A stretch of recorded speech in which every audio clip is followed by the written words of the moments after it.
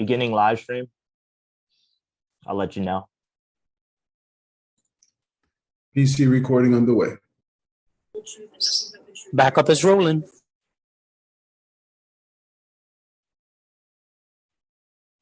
Recording to the cloud, all set. Thank you. Good morning, everyone. Welcome to today's remote New York City Council hearing of the Committee on Parks and Recreation. At this time, would all panelists please turn on your videos? To minimize disruption, please place electronic devices to vibrate or silent. If you wish to submit testimony, you may do so at testimony@council.nyc.gov. Again, that's testimony@council.nyc.gov. Thank you for your cooperation. Chair Koo, we are ready to begin.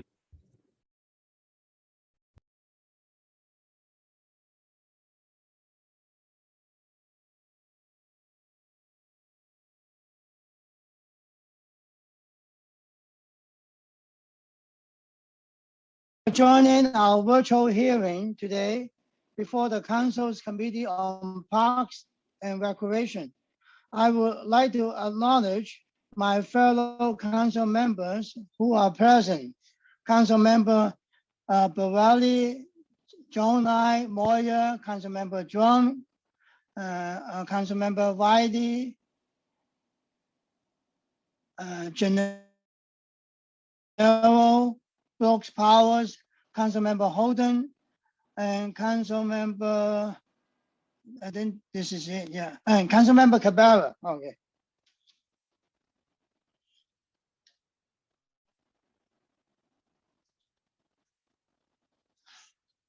Good morning, I'm Peter Koo, Chair of the Committee on Parks and Recreation.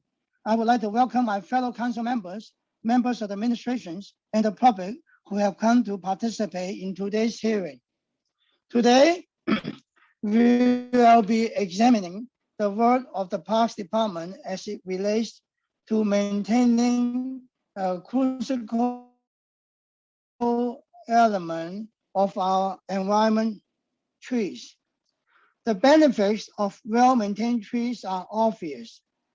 They improve water quality by filtrating and diverting stormwater runoff, increase property values, filter high-frequency noises, provide habitats for wildlife, mitigate the heat island effect, and provide better air quality by reducing the presence of many air pollutants. It has been estimated that the city trees reduce annual residential energy costs by $17 million per year and reduce runoff by 69 million cubic feet per year. These benefits are estimated to have a total value of about $100 million each year.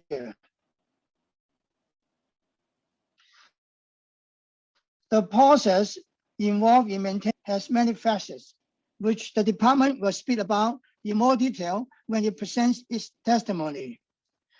Briefly, the process includes a block-by-block pruning schedule, engaging nonprofits to help plant, preserve, and protect trees, and an inspection process through the Parks Inspection Program, or PIP, in which inspections are carried out annually in parks and playgrounds. Over the recent years, the department's budget for maintenance has suffered ups and downs, as the pruning cycle had to be increased from once every 7 years to once every 15 years. And back once again to 7 years. But with recent budgets, some of those funds have been restored, but issues still persist. For example, the top categories of parks-related 311 calls involve complaints about trees. Some of these complaints include concerns over premature deaths to new trees, broken tree limbs, and sidewalk damage resulting from growing tree roots. Additionally, fallen tree branches, many from trees that have been weakened due to severe weather, have raised serious concerns, and there have been numerous incidents over the years where severe injury and even death to innocent bystanders resulting from being struck. This will be a major problem that needs to be addressed, as climate change is going to leave the city more vulnerable to more severe weather and storms. And city trees and benefits we derive from them will increasingly be at risk if we don't maintain them in a smart way. My office continuously receives numerous complaints from owners and residents about tree complaints. They submitted to the city, only for nothing to be done. So no one is surprised when tree goes down a couple years later. Many council members echo these same complaints during our Hurricane Isaias hearing last year. So I hope we can at least make the process for addressing complaints more efficient. This all serves to highlight how critical proper tree maintenance is to the quality of life and to the safety of all who live and visit this city. The committee today will also consider 7 pieces of legislation sponsored by my colleagues and myself. Proposed Intro 98A, sponsored by myself, aims to remove hazards from sidewalks and improve the aesthetics of city neighborhoods by requiring the Commissioner of DPR to replace trees and vegetation in anti-tree pits. Related to this bill, I'm happy to be partnering with NYC Parks now to do a pilot program of installing permeable pavement and tree pits. This is in response to tree pits being compacted due to level sidewalks, which turns them into tripping hazards and also results in being unhealthy for trees. Our pilot will help to keep our pedestrian and sidewalks safe, keep our trees safe with room to grow, and to help better catch storm water. We will also hear Intro 199, sponsored by Councilmember Matthew, a local law to amend the administrative code in relation to the undertaking of surveys before planting trees. Intro 467, sponsored by Councilmember Drum, a local law to amend the administrative code in relation to requests for trees. Intro 552, sponsored by Councilmember Levine, a local law to amend the administrative code in relation to posting of information online regarding tree stump removal. Intro 957, sponsored by Councilmember Borelli, a local law to amend the administrative code in relation to replacement of city-owned trees that have been lawfully removed. And sponsored by myself, Intro 2365, a local law to amend the administrative code in relation to the creation of a downed tree task force to coordinate the removal of fallen trees due to a severe weather event. And finally, Intro 2366, a local law to amend the administrative code in relation to requiring tree health assessments and inspections. I would like to thank all of my colleagues for sponsoring these bills. It's my hope that this hearing will set the stage for this council and the administration to work together to better recognize the need to fully allocate all necessary resources for the care of city trees. Finally, I would like to note that this past Friday, Mayor de Blasio appointed Gabrielle Fialkov as the new commissioner of Parks Department. I would like to congratulate her on the appointment, and I look forward to meeting with her very soon and working with her through the rest of the year.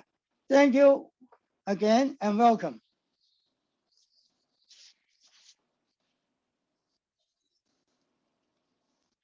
I would like to ask Councilmember Trump to make a statement for his bill. Thank you very much, Chair Koo, and I really appreciate you holding this hearing on trees today. Trees are certainly beautiful, but they also have a myriad of benefits to the health of our city and its inhabitants. Unfortunately, our urban tree canopy is under attack, and I don't just mean by the latest invasive insect species. Trees must contend with a host of challenges, not only overdevelopment and vandals, but also poor planning and a lack of vision at the highest levels. It seems our urban foresters, human stewards, have utterly failed it. The title of this hearing draws attention to the sad reality that New York lags far behind other cities. While we are concerned about maintaining the tree stock, others have prioritized increasing the overall number of trees as part of their green infrastructure plans.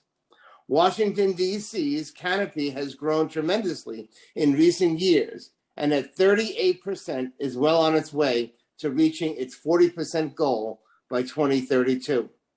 New York stands at a paltry 22%. Reaching 30% by 2035 is an attainable goal, but it requires a shift in our mentality from defense to offense. A broad coalition of stakeholders agrees, and even before its release, I have been working to advance the goals of the ambitious New York City Urban Forest Agenda. Intro 1749, the New York City Tree Canopy Protection Act, and several other bills that tackle the issue from a systemic perspective are not being heard today. But fortunately, as an interim measure, Intro 467, which is being heard today, aims to address the lack of transparency at the Department of Parks and Recreation around requests for planting of street trees. It is commendable that so many New Yorkers request the planting and replanting of street trees. However, at least in the environmental justice community I represent, a small fraction of these trees are actually planted. The absurd response that I have most often heard is that utility lines run under the empty tree pits. These pits once hosted trees, so that it is hard to imagine that nothing could be planted there. And I wonder, are we taking Con Ed over trees, or what the story is with that? The impact of this bureaucratic intransience is row after stark row of empty tree pits where tree-lined blocks once existed. I know that my district is not the only one undergoing this horrifying deforestation.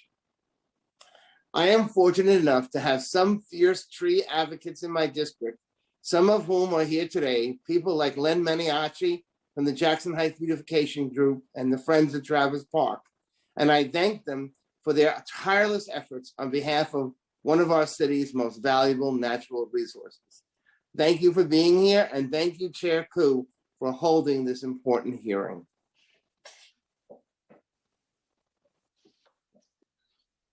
Thank you, Councilmember Drum. Would like to acknowledge Councilmember Rivera also joined this hearing. I will now turn it over to our moderator, Committee Counsel Chris Sartori, to go over some procedural items. Thank you, Chair Koo. I'm Chris Sartori, Senior Counsel to the Committee on Parks and Recreation, and I'll be moderating this hearing. Before we begin, I'd like to remind everyone that you will be on mute until you are called on to testify, at which point you will be unmuted by the host. During the hearing, I'll be calling on panelists to testify, so please listen for your name to be called, as I will periodically be announcing who the next panelists will be.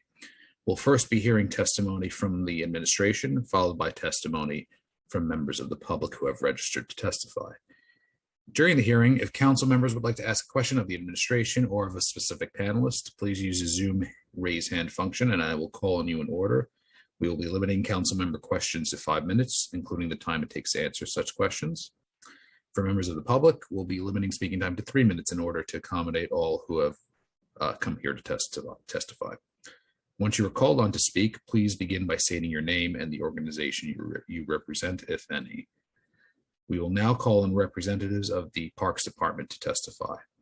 Appearing today for the Department of Parks and Recreation will be First Deputy Commissioner Liam Kavanaugh, Assistant Commissioner for Forestry, Horticulture and Natural Resources, Jennifer Greenfeld, and Director of Government Relations, Matt Jury. At this time, I will administer the affirmation to each representative of the administration. I will call on each of you individually for a response. So at this time, please raise your right hands. Do you affirm to tell the truth, the whole truth, and nothing but the truth before this committee and to respond honestly to council member questions? First Deputy Commissioner Kavanaugh.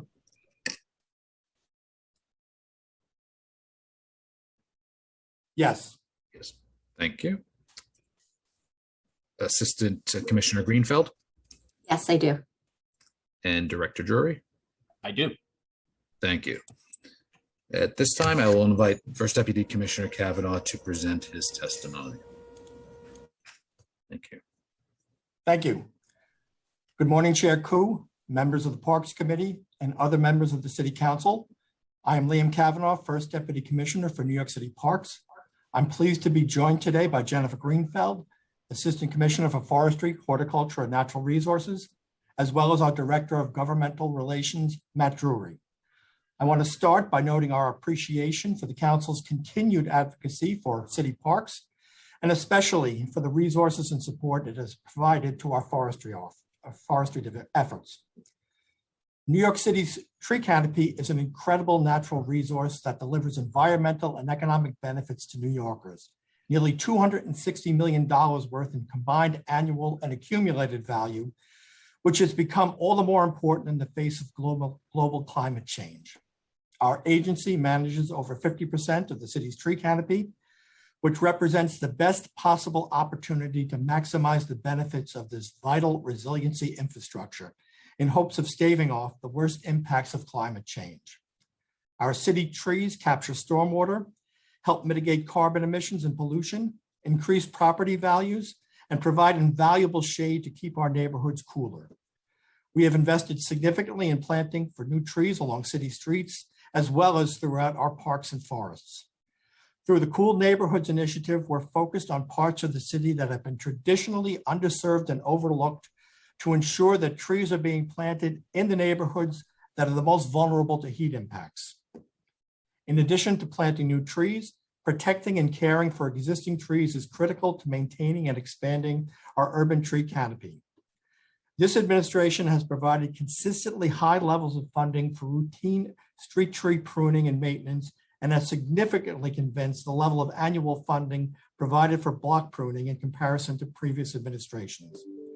Our highly trained and dedicated forestry staff work closely with our contractors and other service providers to address tree concerns as quickly as possible, utilizing a risk management approach that prioritizes the conditions that present the most risk to the safety of New Yorkers. Over time, our standards and protocols towards tree planting and tree care have evolved, informed by closely tracking research and best practices implemented by urban foresters around the world. I'd like to take a moment and acknowledge the excellent work done by our forestry staff. If you've enjoyed a picnic under a park tree, taking a moment to enjoy the cool air along a tree-lined block, or taking a peaceful walk in the woods, you have them to thank. The trees along our streets, throughout our park landscapes, and clustered in our natural forests are a living network of vital New York City infrastructure that helps keep our city healthy, safe, and vibrant. Just like the city's networks of street lamps or water mains, our urban tree canopy is a vital asset that needs to be maintained, protected, and preserved. As we all have come to recognize, the global climate change emergency is all too real, and our city's tree canopy is the first line of defense. To that end, we take our responsibility very seriously to prevent tree impacts from nearby construction or other work, and we do everything in our power to ensure that the removal of a healthy tree is to be avoided if at all possible. The 7 separate pieces of legislation being heard today touch upon a very wide range of forestry-related topics. Intro 98 relates to unplantable street tree beds. Intro 199 regards the undertaking of surveys for planting street trees. Intro 467 would compel increased reporting related to public requests for tree plantings. Intro 552 relates to the posting of information online regarding tree stump removal. Intro 7957 would impact the replacement of city-owned trees after their lawful removal. Intro 2365 relates to the city's down tree task force. And Intro 2366 regards tree health assessments and inspections in advance of pruning maintenance. Regarding the legislation being heard today, we appreciate the intent of these bills and are happy to work closely with the council to discuss paths forward to addressing any existing concerns regarding our city's tree canopy. Given the expansive breadth of these issues, our limited time today won't allow for us to provide a comprehensive overview of all of our agencies' forestry management efforts, but we are always available to provide further information about our tree-related programs and practices in hopes of helping you and your constituents better understand our forestry work. Thank you for the opportunity to testify today and for the chance to listen to testimony from the public on this topic through the council's hearing live stream. We are now happy to answer any questions that you might have. Thank you. And I will now turn it back to Chair Koo for questions.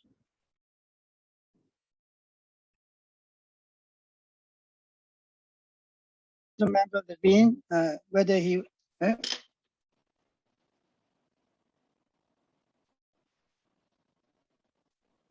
Go ahead, okay, Chair. now You're again, muted. yeah.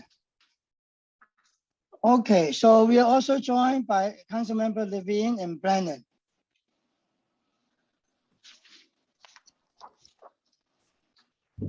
Commissioners, thank you for coming to testify. My first question is I want to hear about the overall tree inspection process.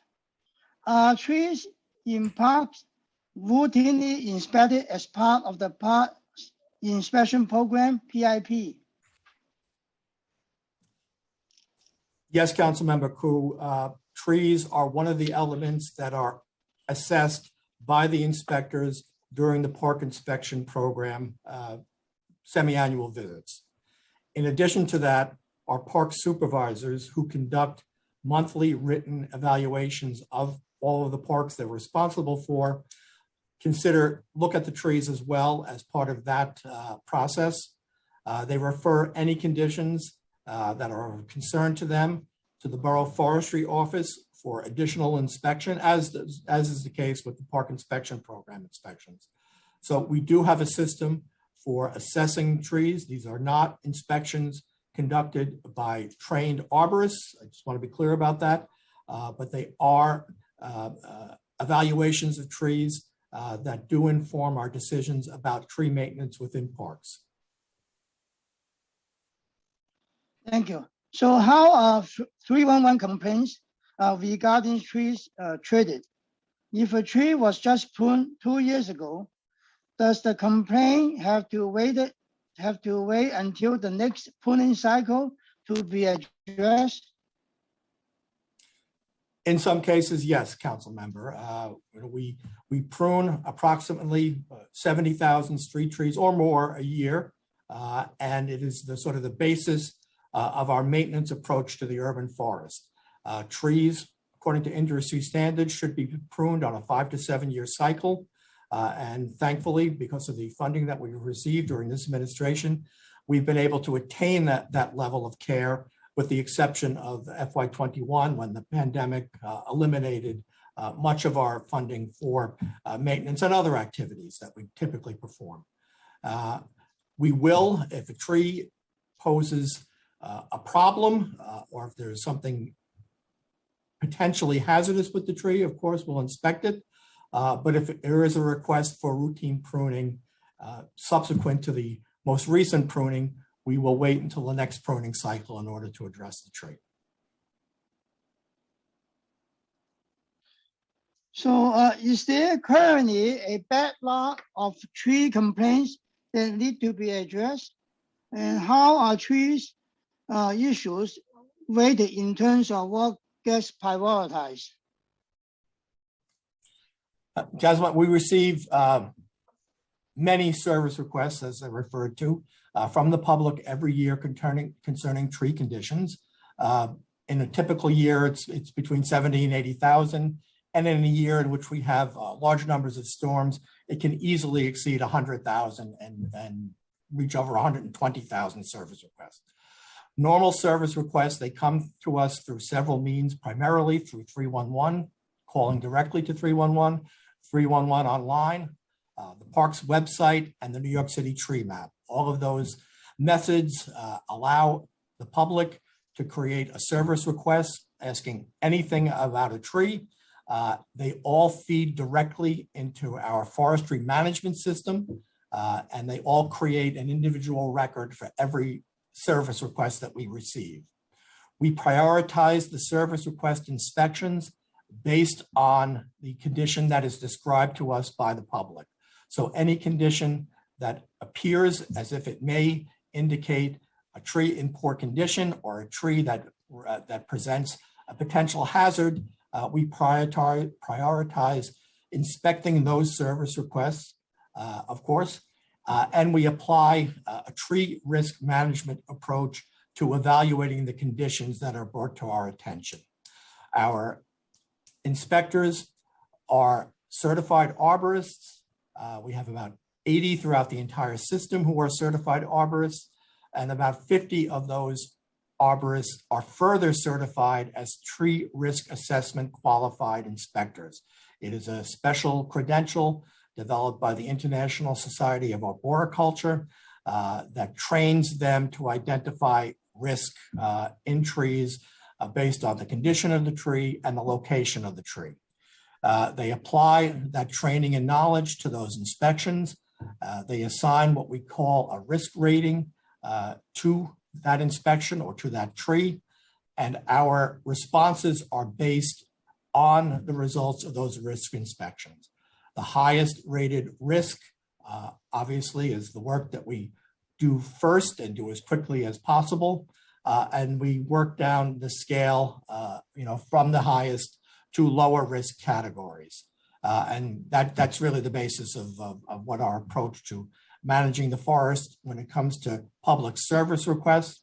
Of course, we do have an extensive block pruning program that is sort of the cornerstone of our maintenance approach to the urban forest. But I hope that answers the question that you had, Council Member. Okay. Yes. So how often is tree maintenance work done in-house versus by contractors?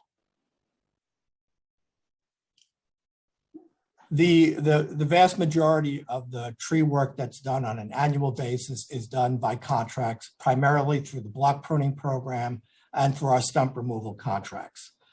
Between them, they probably address between 70,000 and 85,000 either trees pruned, stumps removed in the course of the year. In the parks staff, which focuses primarily on high risk situations that are outside of the block pruning program. We remove anywhere between 8,000 and 12,000 trees in the course of a typical fiscal year. We address 10,000 emergency situations in the course of a typical year. They also prune trees that need to be addressed outside of the block pruning program, and that varies from year to year depending on a number of factors. How many of those 70,000 to 80,000 complaints are addressed each year? Are there any that carry over to the next year? I'm sorry, council member, it is not as if the block pruning program does not directly address 70,000 service requests that we receive in a year. The block pruning program are geographically grouped trees to maximize both productivity and to minimize cost and to establish a pattern of maintenance across the city that's reliable and that allows us to know that we have treated different areas in a systematic fashion, but it does not directly address the service requests that we receive. Some of them, yes, but it is not a one-for-one sort of correlation between service requests and trees pruned under the block pruning program. Council member, if I could just add a couple of notes. Thank you for your questions. This is Commissioner Greenfeld here. I do want to give you a little bit of a sense of the scale of inspections that we do. These very highly trained professionals in FY20, which is our last sort of benchmark of a typical year, inspected 130,000 of our trees. That's, nearly 20% of our population. It's a significant number. And that's both proactive inspections, so we're ahead of the game, and inspections in response to the service requests that we receive. And we can get you that answer later about how what we receive relates to what we inspect each year. Remember, inspections. So thank you.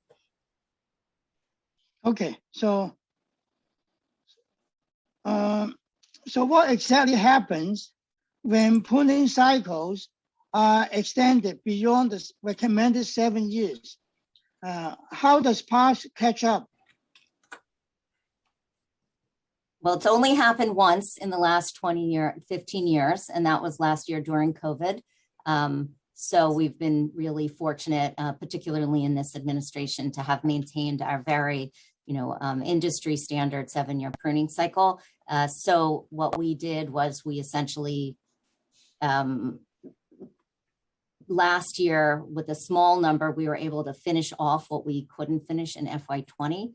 And then we're just starting with the next round of communities that are ready to get their block pruning this fiscal year. So it's a 7-year cycle. We track.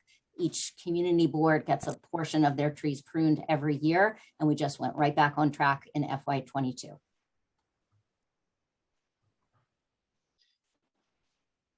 How much pruning is done in-house versus via contractors?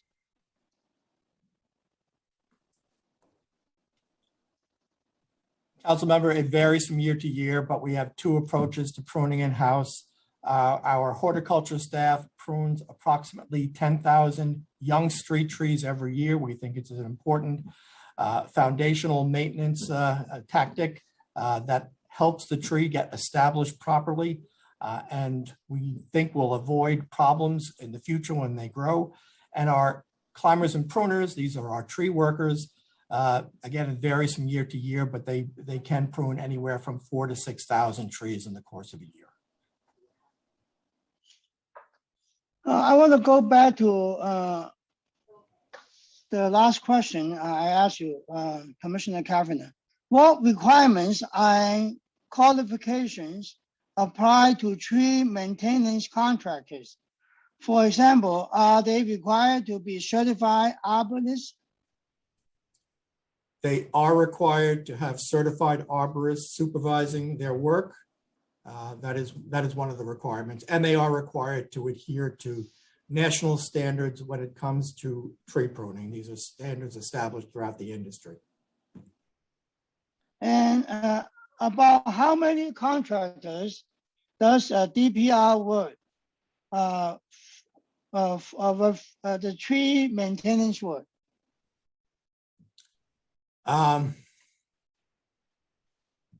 Commissioner Greenfeld, do you happen to know how many contractors we have working for us right now? For the tree maintenance?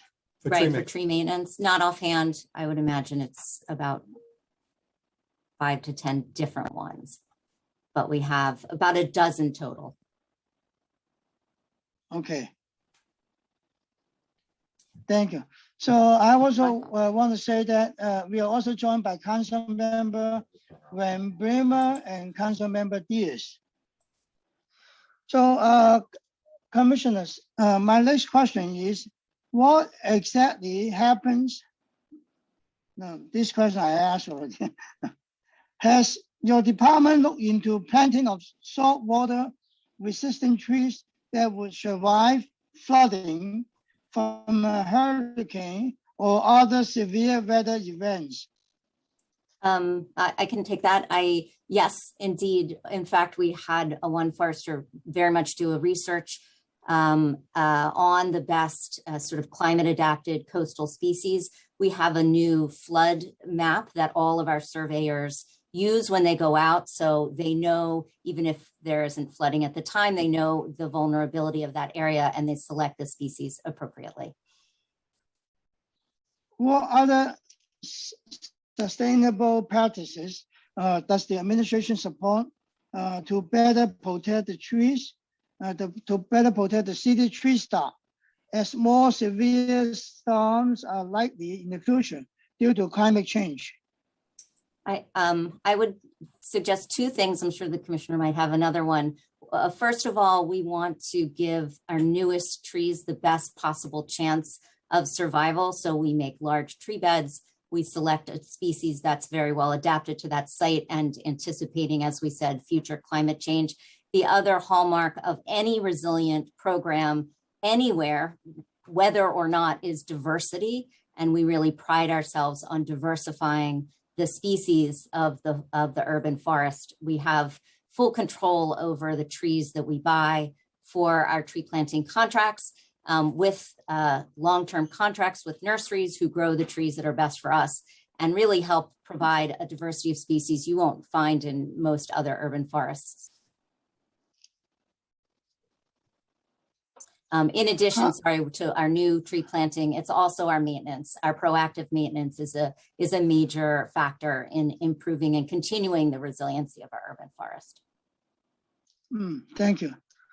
How does parks manage trees within parks and natural areas? Many of these parks have historic structures inside them. Are those taken into considerations? Yes, we manage trees on streets and in parks as individual trees, individual assets. And as I said earlier, they are an element that is assessed in the park inspection program and in the monthly inspections conducted by park supervisors. Our foresters apply the same tree risk management approach to park trees in landscape parks, as we tend to call them, as they do to the streets. So if there is a hazardous condition that requires more immediate attention, whether it's in a park or in a street, it will be treated the same way. Forests, however, are different. We don't manage forests as individual tree specimens. They're managed as a resource, and there is a sort of a different maintenance and management regime applied to forests as opposed to trees in parks and playgrounds, or landscape parks as we refer to them, or trees on streets. We're really fortunate to have worked with our nonprofit partner, the Natural Areas Conservancy, to develop a management framework for those 7,000+ acres of forested land in our parks. It's a huge, important resource for us. And the council has extended funding over the last 2 years through the Play Fair campaign to help fund the implementation of this forest management framework. And so we do have a really well-informed and qualified staff of people studying and managing the forested areas. Okay, thanks. Yeah. So oftentimes after storms, we will see fallen large branches on sidewalks. Does NYC Parks drive around after the storm to see if there are damaged leftover trees that need to be taken away? We do when necessary, council member. We rely primarily on the service requests, the public telling us where the problems occur. And that primarily drives our response, both in terms of inspection and actual tree work, cutting up a tree, removing it from the street. We do, survey blocks and neighborhoods at the end of storms to make sure we haven't missed anything. But the primary driver, of course, is those service requests. It's really essential that the public lets us know where the problems occur. And thankfully they do for the most part. In a big storm, you can always find something that was not reported, but we will come across it either while we're out doing our inspections or our work, or in our subsequent reviews of these neighborhoods that have been severely damaged at the conclusion of a storm.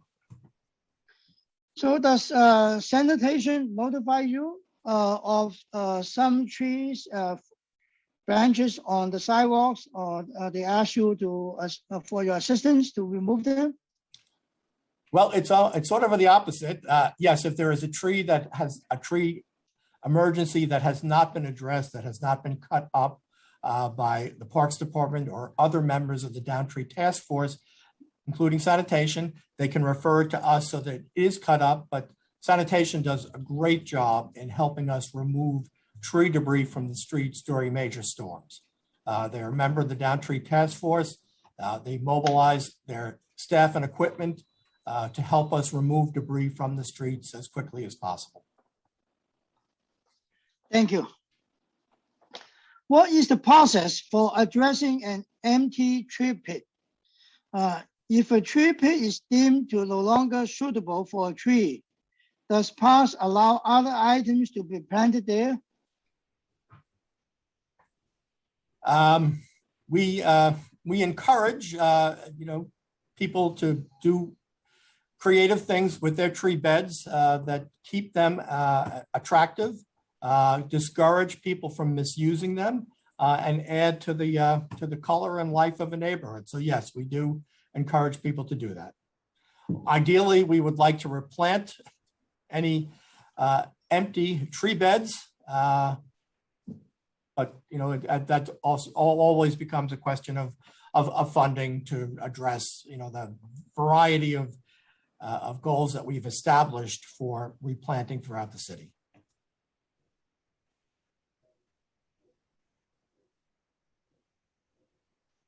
Okay, so how long the public has to wait before they can plant something on their own? We don't restrict planting in empty tree beds or regulate that. The only thing we regulate and permit is our tree plantings, or the planting of trees.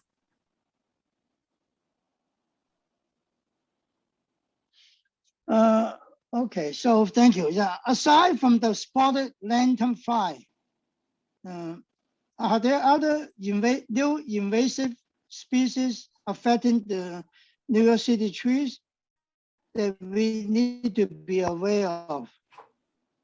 I think our most significant concern at this point is the emerald ash borer. But however, the mayor and city council have funded a really robust program to manage for the emerald ash borer. It only is affecting ash trees, which are a very small percentage of our street and park population. And we have a robust program to inspect them, remove them when they are declining, but also treat those that are savable, because we still want to have ash in our population. Even though it's a small amount, we still want to keep them. So we have a treatment program and a removal and replacement program for ashes that are impacted by the EAB, the emerald ash borer. So there's no other species? So what is DPR doing to combat this invasive species and limit tree damage? For EAB or, I'm sorry, could you repeat that, Chair? Koo? Yeah, for like recently, I read in the news this lantern fly, right? Like affecting our trees. Sure. So are you guys doing anything to combat them?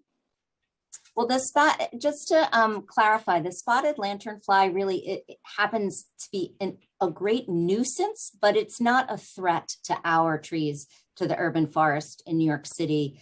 It requires the Ailanthus tree to live, and that's not a tree that we plant or sort of encourage.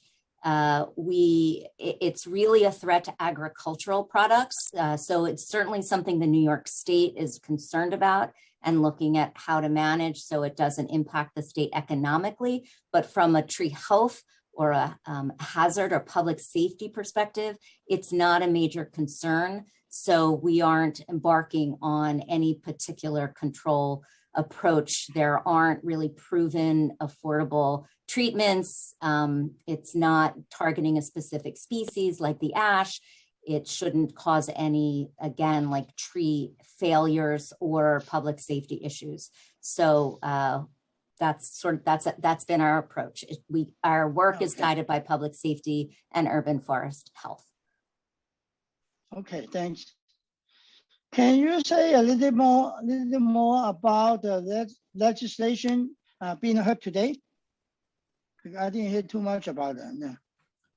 No.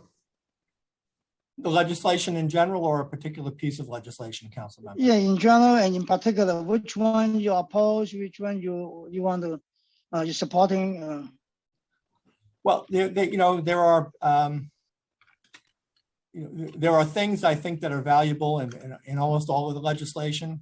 And it's something that we would like to work with the council to sort of try to come up with a comprehensive approach that addresses the concerns that the legislation, obviously was brought forward from, but in a way that sort of helps us communicate more effectively with the public about the work we do and how it impacts their lives, and to sort of think about the future and how we are managing this resource, especially in the face of a continuing climate change and the impacts it's likely to have on the city. So yes, there are some things that we clearly see are beneficial in the legislation, and we'd like to work with the council to shape it into a final product that serves all of our needs. Okay, I want to ask one more question, and then I will turn over to other members to ask questions. So if a general public wants to call in about a damaged tree, how does he or she identify the tree? Is there any stickers on the tree that they can identify? So instead of telling, if they are walking in the park, right, there's a tree needs to be assessed, or it's really the tree, the limb is going to fall down. They want to call 311. So is there any ID on the tree that the public can use to call in for information? Well, most people, when they call about a street tree, they use the nearest street address, which works very well. But we do have something online called the New York City Tree Map, which allows members of the public to identify the specific tree. It's geolocated on our map, the specific tree that they are concerned about, and bring that directly to our attention. We have also geolocated all of the trees in our parks, again, the landscape parks, not the forests, which we will be adding to the tree map so that someone could, again, on their smartphone, go to the tree map, identify the specific tree that they're concerned about, and let us know almost instantly which tree it is that they want us to inspect. Right now, since the park trees are not available on the tree map, you can describe its location as best as possible. We'll find it. We're used to that. But again, on the streets, the address or the tree map, the street tree map will get us to the right place. So Jennifer, right do you have now, anything to add? there's no like ID number on this tree. No, there isn't a barcode or something like that on the tree. Okay, right now I'm going to turn over to other council members to ask questions. Our moderator, Chris, do we have any other members who want to ask questions? Yes, thank you, Chair Koo. As the Chair said, I will now call on other members to ask questions in the order that they have used the Zoom raise hand function. Council members, if you'd like to ask a question and you have not yet used the Zoom raise hand function, please raise it now. And also please keep your questions to 5 minutes. The Sergeant at Arms will keep a timer and will let you know when your time is up. You should begin once I've called on you and the Sergeant has announced that you may begin before proceeding with your questions. We will first hear questions from Councilmember Levine, followed by Council Members Holden, Rivera, and Drum. Time starts now. Thank you, Chris. Thank you, Chair Koo, for holding this hearing on what is just an incredibly timely topic. I think we've all seen in spectacular and painful fashion just how urgent it is that we use our urban canopy to advance protections against climate change and to pursue many other benefits. As Councilmember Drum so eloquently expressed in his opening statement, and as I think Liam, you and your colleagues have also acknowledged as well. I will say I was surprised to hear very little comment on the bills so far from you all, including my own, which adds to the data available to the public, in this case related to tree stump removal. So I just want to give you a chance to say again, Liam, do you have specific objections to any of the bills that are currently being considered today? We have some concerns about some elements of some of the bills. But for example, the proposal about additional data on stump removal, we think, having access to information is important. It's important at all levels. Thanks to the council's leadership, we did create the Tree Work Hub, which lets the public see when we are planning to do either contract work or work that we're scheduled to do. And I think that was a real advance forward. This particular edition, while no objection to it per se, it is the sort of an example of where, perhaps if we work together, we might be able to come up with a more comprehensive approach to keeping the public aware of the work that we're doing, the work that we're planned to do, how we're doing it, and why we're doing it. So I see it as an opportunity as much as, as beyond just the language in the legislation as presented, to have a more sort of rich conversation with both the elected officials and the public in general about the work we do to maintain the urban forest.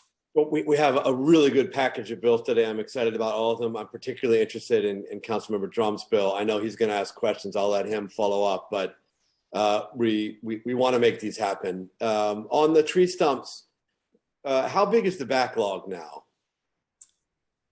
Well, it's substantial. It's probably in the neighborhood of 17,000 stumps.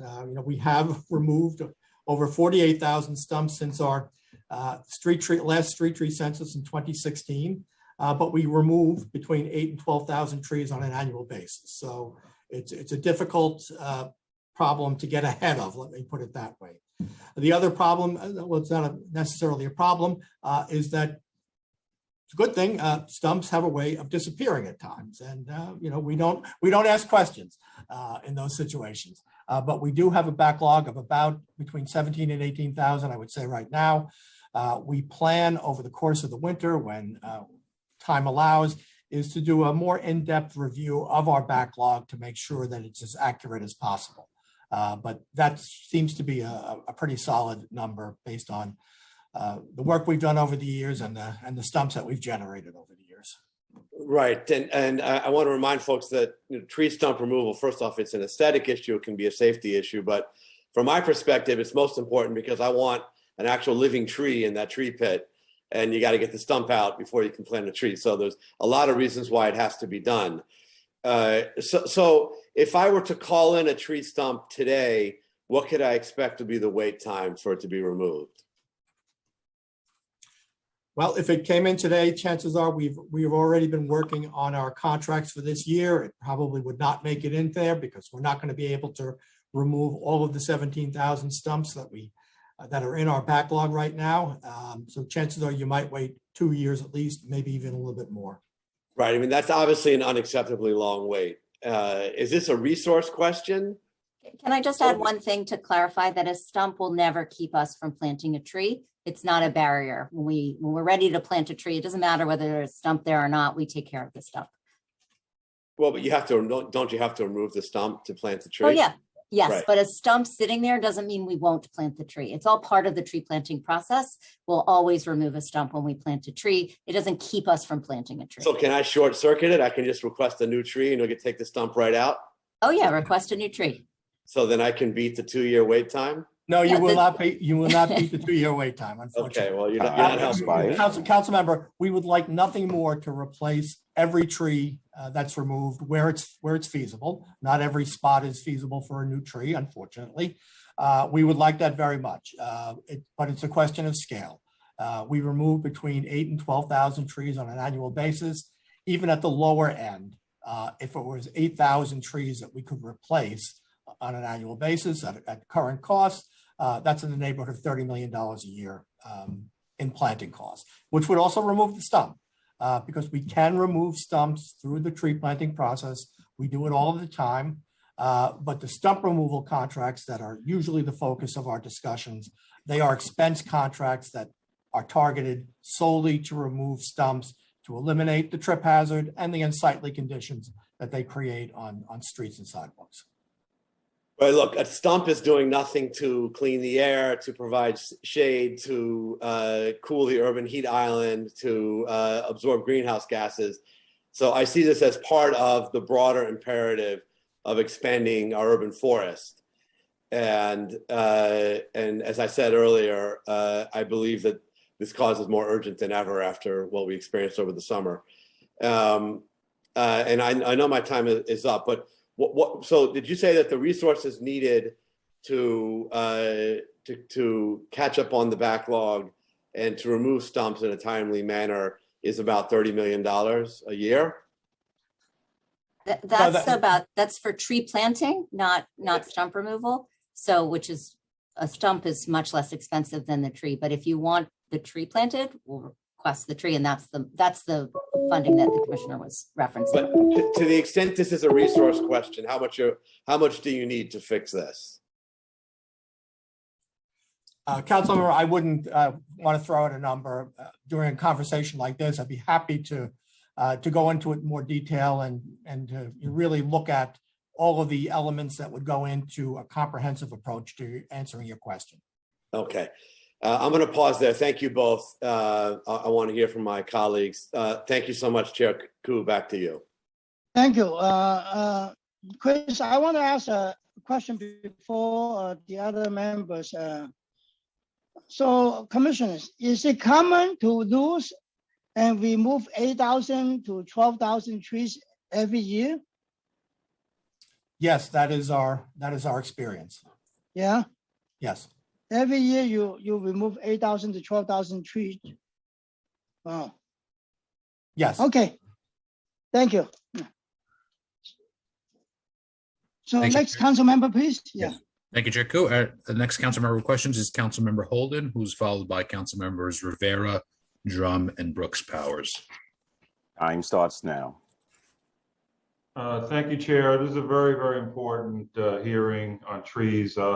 As someone who's been involved in requesting trees for my district, as a civic leader, as a community board member for well over 30 years, I've never seen it this bad in the city of New York as far as any commissioner, any tree service that we do from parks. Let me go over the list. I can't get new trees in my district, even though I fund them. I can't get many pruned. I forget about stump removal. I'm waiting 3 years for my little, I have a very small stump in front of my house and I can't get that removed. And I brought this to your attention 3 years ago. I can't get a tree planted. I can't get any service. I can't get sidewalks fixed after storms. This is, for you to say 2 years to get a stump removed, I'll take it. I'll take that tomorrow but I can't, we've had people waiting for larger stumps a decade. And I can show you, I'll take you around and show you. So what the stuff I'm hearing today is either this is not for my district or there's a bunch of lies going on here. I've been at a high school it's not even in my district, McClancy High School. I think Danny, Danny Trump knows where that is. We can't get, there's street trees on there that are hanging over the running track. That means the trees hanging where the kids are running into the trees.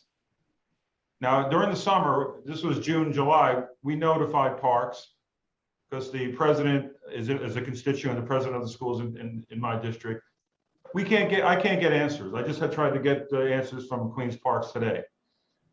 Nothing's getting done. Tree plantings are at all-time high. Commissioner, just give me an update on the cost of one single tree planting in the city of New York. The average contract cost to plant a tree in the city of New York is $3,400. And that needs to be investigated because let me just go over a couple of things. And I'd like your input, Commissioner, because you were here in Parks when this was happening. We used to brick over, and in fact, in front of my house, the reason why the tree died, a beautiful tree, is because Parks put down sort of like cobblestones and brick the hole where very little water can get through. And these were from experts planting trees.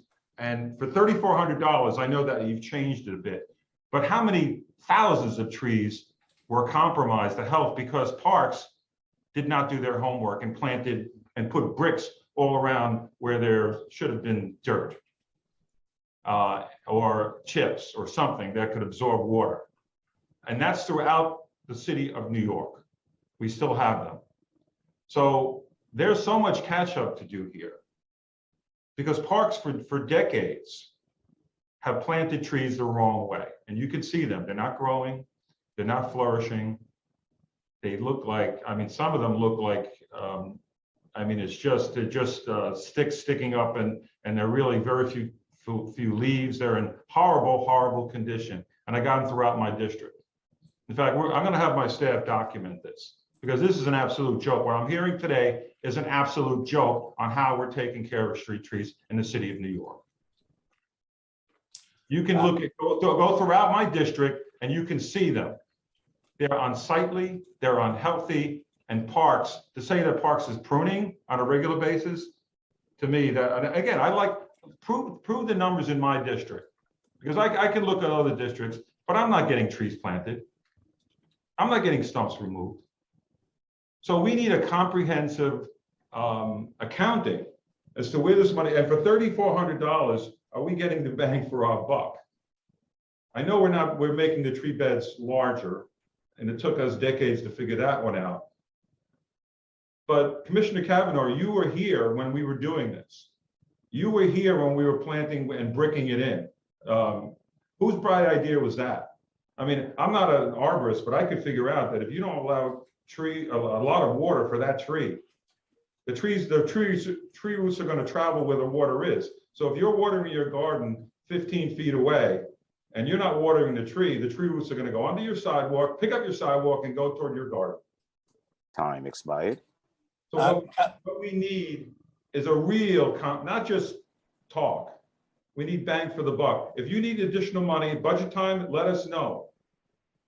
I put in for stump removal, I put in for tree plantings, I put in pruning, and I'm not seeing it. Not seeing it. Okay.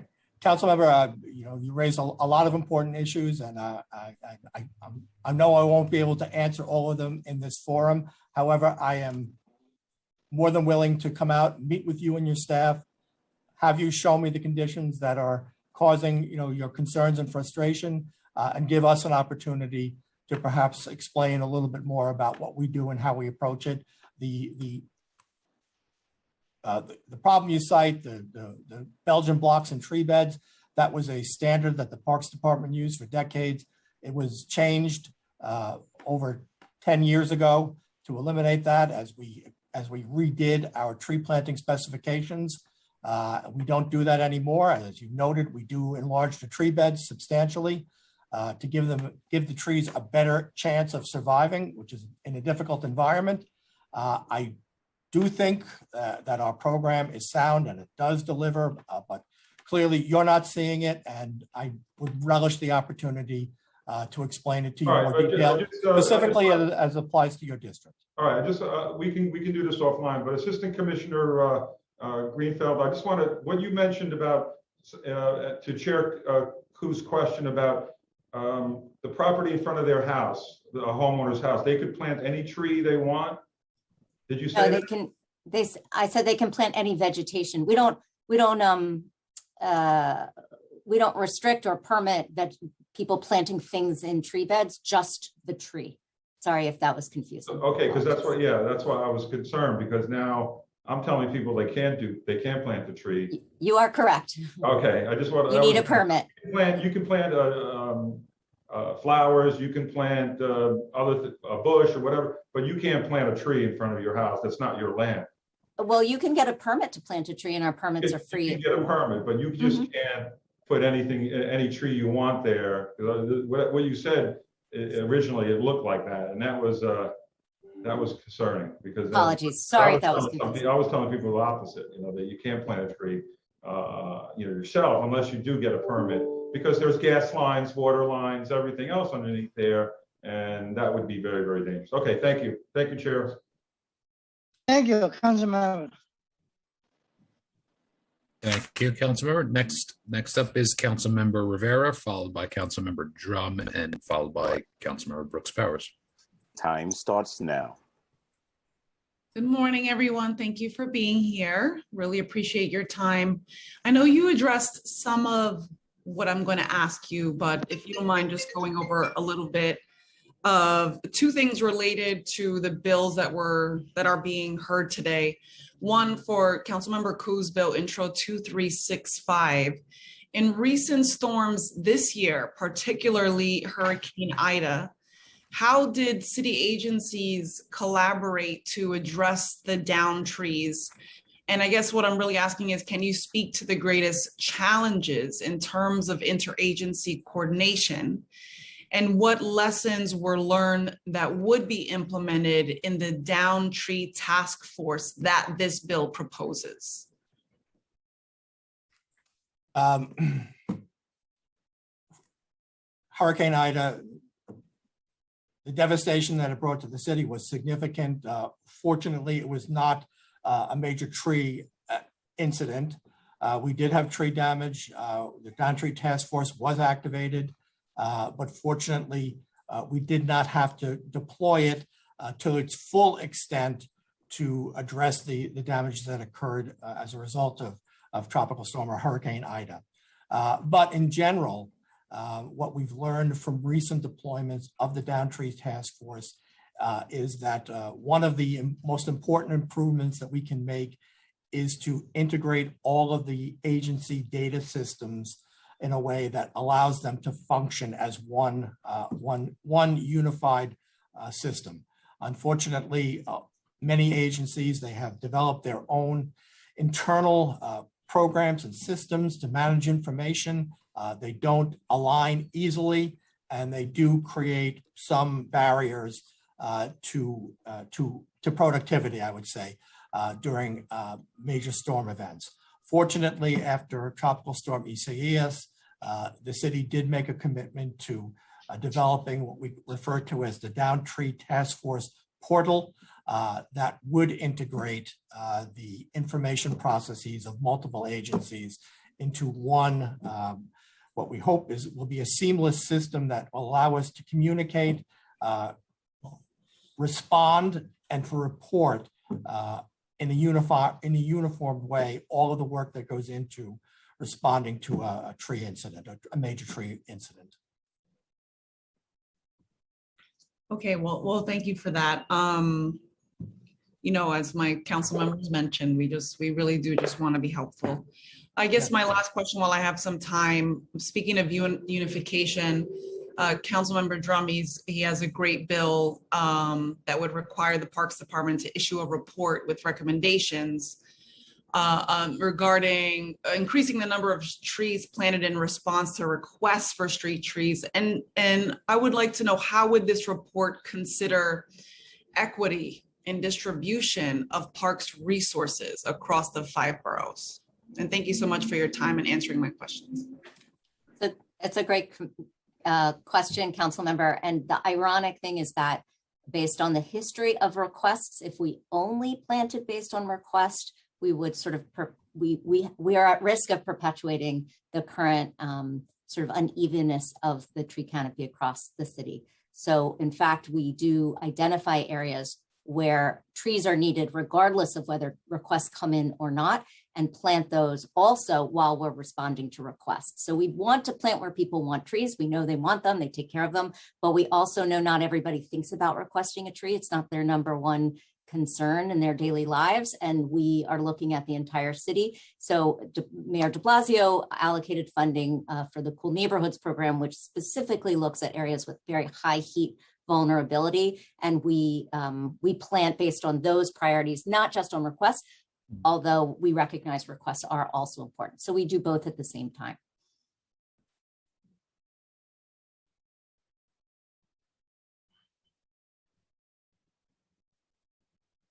Thank you so much. I know my colleagues have questions about their bills, so thank you for your time and answering my question, and to my colleagues for introducing this great set of bills. Thank you. Thank you. Next is Councilmember Drum, followed by Councilmember Brooks Powers. Time starts Thank you very now. much, Mr. Chair. Let me just start off by saying I'm not sure really why you came to the hearing today, Parks, if you're not willing to discuss the legislation that we're hearing. It's almost insulting that you made a 1 or 2 sentence statement in your testimony that you can't talk about the legislation because there's too much of it, and you'll talk about it offline. Well, that's not what hearings are for. I think that probably what we'll just do is just pass it. If that's the way you feel, you don't want to talk about it, you don't want to discuss it, we'll just pass it. And it's unfortunate that this is the type of attitude that Parks has given us on a number of occasions. Let me give you an example of what it is that I mean. Deputy Commissioner Kavanaugh, as you know, I have for years, since I began in the City Council, talked to Parks about the deforestation of Jackson Heights specifically, and in regard to allowing Con Edison to determine tree policy in the city of New York. And nothing has ever been done on it. There's been no plan. Nobody's ever followed up with me on it. Only one time did I have a meeting in my office where forestry almost got into a fisticuffs with Con Ed. And I'd really like to know, why are you allowing Con Edison to determine tree policy in the city of New York? Councilor, thank you for the question. And I apologize if we gave the impression that we did not want to discuss the legislation. We just thought that with so many pieces of legislation that the discussion would occur during the Q&A between the sponsor and us. If we were wrong about that, I apologize. I do want to say again, though, that we think there's value in almost every piece of legislation that we're considering today. Again, we'd like to try to address it in a comprehensive way that meets the driving forces behind the intent of the legislation and does it in a way that allows us to be as effective as possible.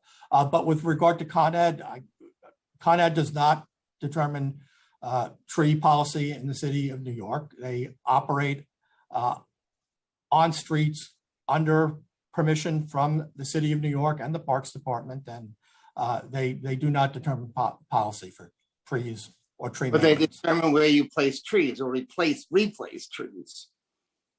Councilmember, no, they don't have no role in determining where to plant trees or. Well, you take the recommendation from Con Edison and you use that as the reason not to replant trees.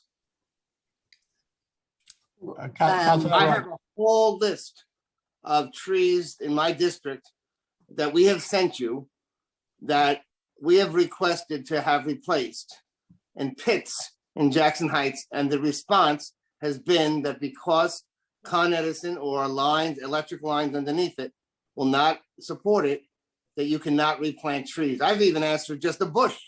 Could I get a bush? Thank you for the question. The conditions in that neighborhood, Jackson Heights, really does trouble me. So I apologize if you don't, if we really haven't been talking to you about it. I really don't want those conditions to stand where you have beautiful lined streets of trees that grew on top of very shallow electric utility lines. It's an extremely unusual situation. And I know it's frustrating to have to wait so long. We're in fact working now to trial a new kind, to have our growers grow a new kind of tree in a bag instead of in a bigger package, just so we could sort of trial them in that neighborhood. We can plant smaller trees a little bit higher. It's very slow, I understand, but it is something that we are not going to let go of, and we'll meet with you again to look at it and see what we can do. It is a troubling situation, but it is extremely unusual across in terms of what it represents, what we see across the rest of the city. Well, I have spoken to other council members who have had the same issue. I don't know how widespread, but other council members have said that they have the same issue. I want to go on to other questions though, but that is very troubling to me. Let me give you another example of an issue. Len Maniaci, who's on this call here, you probably know who he is. He's been a great advocate for trees. He asked for, but was turned down to get trees on 34th Avenue in the median because the median wasn't high enough and they couldn't support it, although there were trees there before. We were asking for replacement trees. So Time that's expired. another example. Chair, may I have a couple more minutes to go on? Yeah, sure. Please go ahead. Yeah, Okay, thank you, Chair. please continue. Yeah. Thank you. And that's been another area. Now, I think we've settled that because we're supposedly going to get 66 trees there, but the pushback on that was tremendous. So I just want to mention that. I want to say also that Councilmember Gennaro, who I spoke with, says that he offered Parks money this year in the budget to get trees placed in his district, but was told by Parks that they didn't want the money. How do you respond to that? Councilmember, I don't know who would turn down funding for planting trees. I wouldn't ever. And if Councilmember Gennaro is willing to fund planting in his district, we'll be happy to take it. So And we can I use also want to capital say, dollars for that? We excuse can me? use capital? Yes, sorry. tree planting is a capitally eligible activity. And I just want to also acknowledge Len Maniac. We work closely with him. And if we made a mistake on 34th Street medians, and we're happy to correct it. Okay, thank you for admitting that. It really is very, very helpful because we cannot turn away our most important advocates for tree canopies in our different communities. I'm sure there's probably other stories. Let me just go to my legislation, First Deputy Commissioner Kavanaugh as well. Is there anything in there that you would object to? It's basically a reporting bill.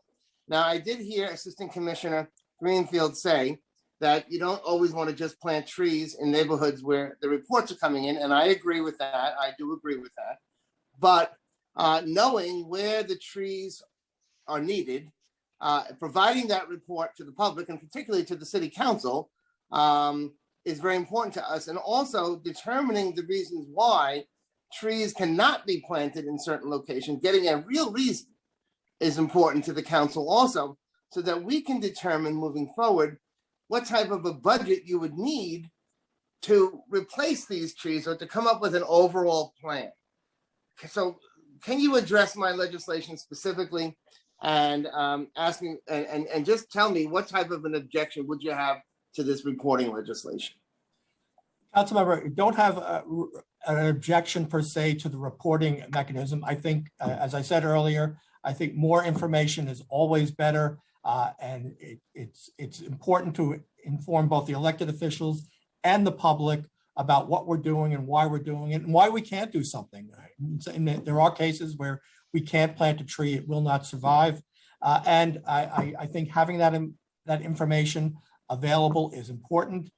Again, I think when looking at the entire package of legislation, there are elements of both information and communication that I think we could accomplish more effectively, not by eliminating the legislation. I'm not suggesting that, but by treating it in a broader fashion and having more tools available to provide the information. And we'd like to really have an opportunity to discuss that. This is not, a forum in which we can have that kind of a detailed conversation, but we would really relish the opportunity to speak with you and your colleagues about it and how we can, explain better what we're doing and address the concerns that both you and your constituents raise, as well as plan for the future of the urban forest, which is essential to a healthy New York.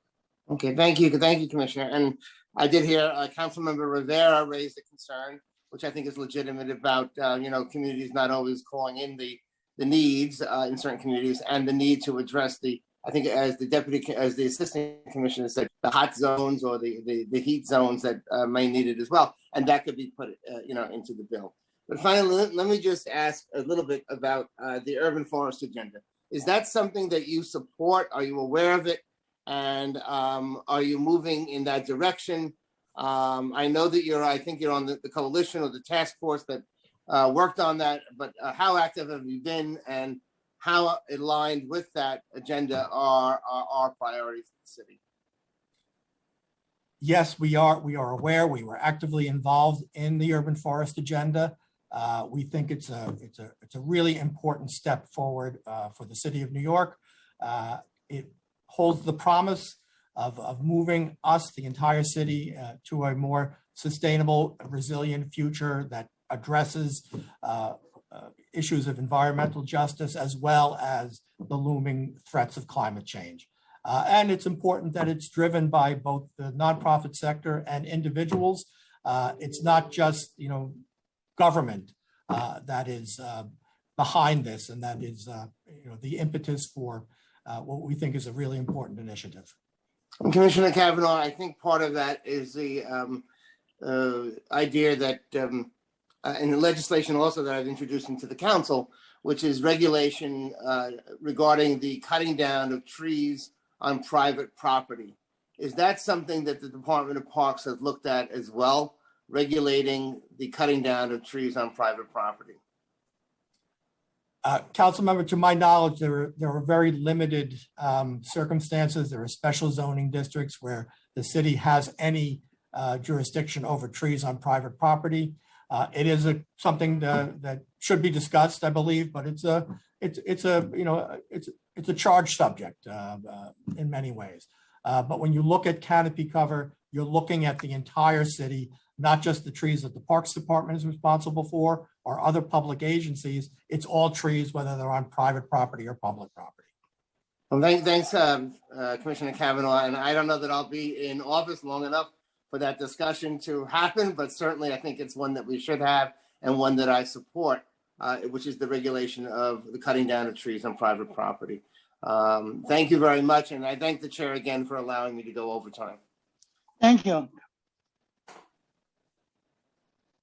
Thank you. Next is Councilmember Brooks Powers. Time starts now.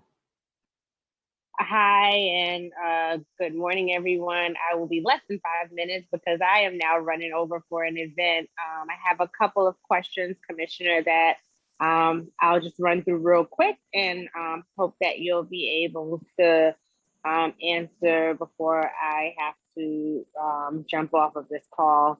So I'm interested in knowing how the city plans long-term to protect the trees and support their resiliency from the threat of stronger future storms, as we see with the climate change and how it's been impacting the communities across the city. I'm especially interested in that.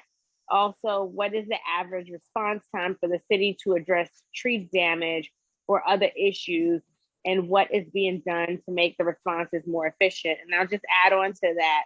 I've had a couple of constituents impacted by the Eastside, as far as the Eastside East, and the trees have been uprooted on the sidewalk. And what we've seen is a breakdown in communication between the Parks Department and other sister agencies in addressing issues that come as a result of these trees being uprooted. And so I'm interested in understanding how we can better streamline that. And then just going back, I know a lot of questions have been asked about the maintenance of the trees. I'm especially interested when we talk about outer boroughs, because unlike Manhattan, our wires, our cable wires and what have you are above ground. And when the trees grow out of control, they grow into those wiring, creating safety issues. And then when a storm happens, we have a lot of outages as a result. So wanting to know how we can better address that as well. So thank you so much. Thank you for your questions, Council Member. Start at the beginning, if I remember correctly, resiliency and the resiliency of the urban forest, particularly in your community. There are two major things that we focus on, and that is creating a more diverse urban forest, which allows it to be healthier, better respond to storms. That's something we've been developing over the last 20 plus years, and we've seen some really significant improvements in the composition of the urban forest.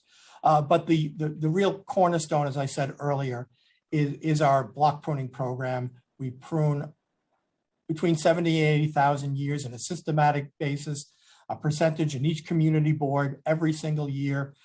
It provides maintenance. It removes dead wood and other problematic conditions in those trees. It helps us to identify trees that need other work besides pruning as well. It's really important.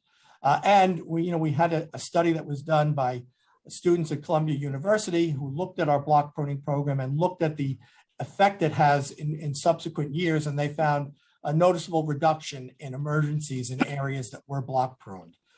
So that was a grateful sort of validation of the importance of this program. Continuing that is really critical to the long-term health of the urban forest, and thankfully, under this administration, we have maintained funding for block pruning at a very high level. To the other question at ECES, and having to do with, it's primarily Con Edison. Con Edison utility lines, service lines, essential. It provides electrical service to homes and businesses and huge installations and facilities across the city. It is delivered above ground. We do work with Con Edison on their maintenance of the trees. They have a program in place to do what they call line clearance. That is, they clear branches from the vicinity of the lines. I think it's a 3-year cycle, but please don't quote me on that. I haven't been directly involved in it lately. On a 3-year cycle, we work with them on that. They also work with us to remove trees that need to be removed that are growing through wires. Our staff is not certified to work around electrical hazards, which, as you can imagine, do propose a real significant risk to people working in their vicinity. So we do work closely with Con Ed around those issues throughout the year, and we do collaborate with Con Ed during major storms like ECES to address both the tree damage and to restore electrical service as quickly as possible. I do want to apologize to people who have been waiting for the sidewalks to be repaired. Time expired. It was not so much a question of coordination with other agencies. My sense is that as a result of the pandemic and the significant delays that it posed to the city's contracting processes, it took longer to get contracts in place to do those repairs. They are now in place. They're out there working, is my understanding, and we hope to see those sidewalks all repaired in the next few months.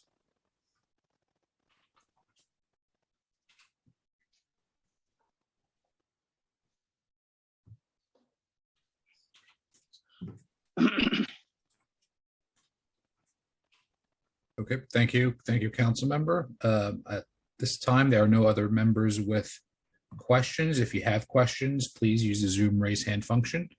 I will now turn it back to Chair Koo. Thank you, Chris. Yeah. So, commissioners, I have a couple more questions. My first question is, what is your position on my bills? And what do you find to be problematic with the bills?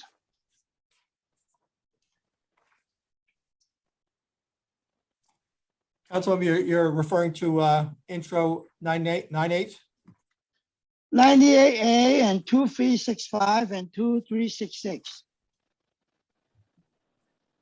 Okay, with the tree beds, we agree that tree beds should either be filled with a tree, ideally, or if they are no longer suitable for planting for whatever reason, they should be restored as elements of the sidewalk.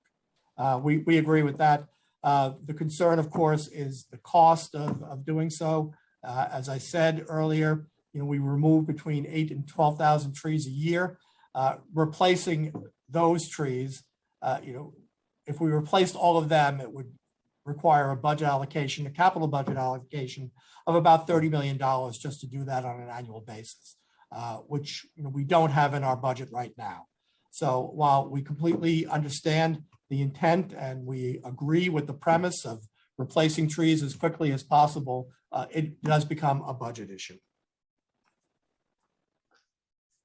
Okay. Can you also tell us your position on Council Member Borrelli's bill 957 and how you estimate the cost of replacing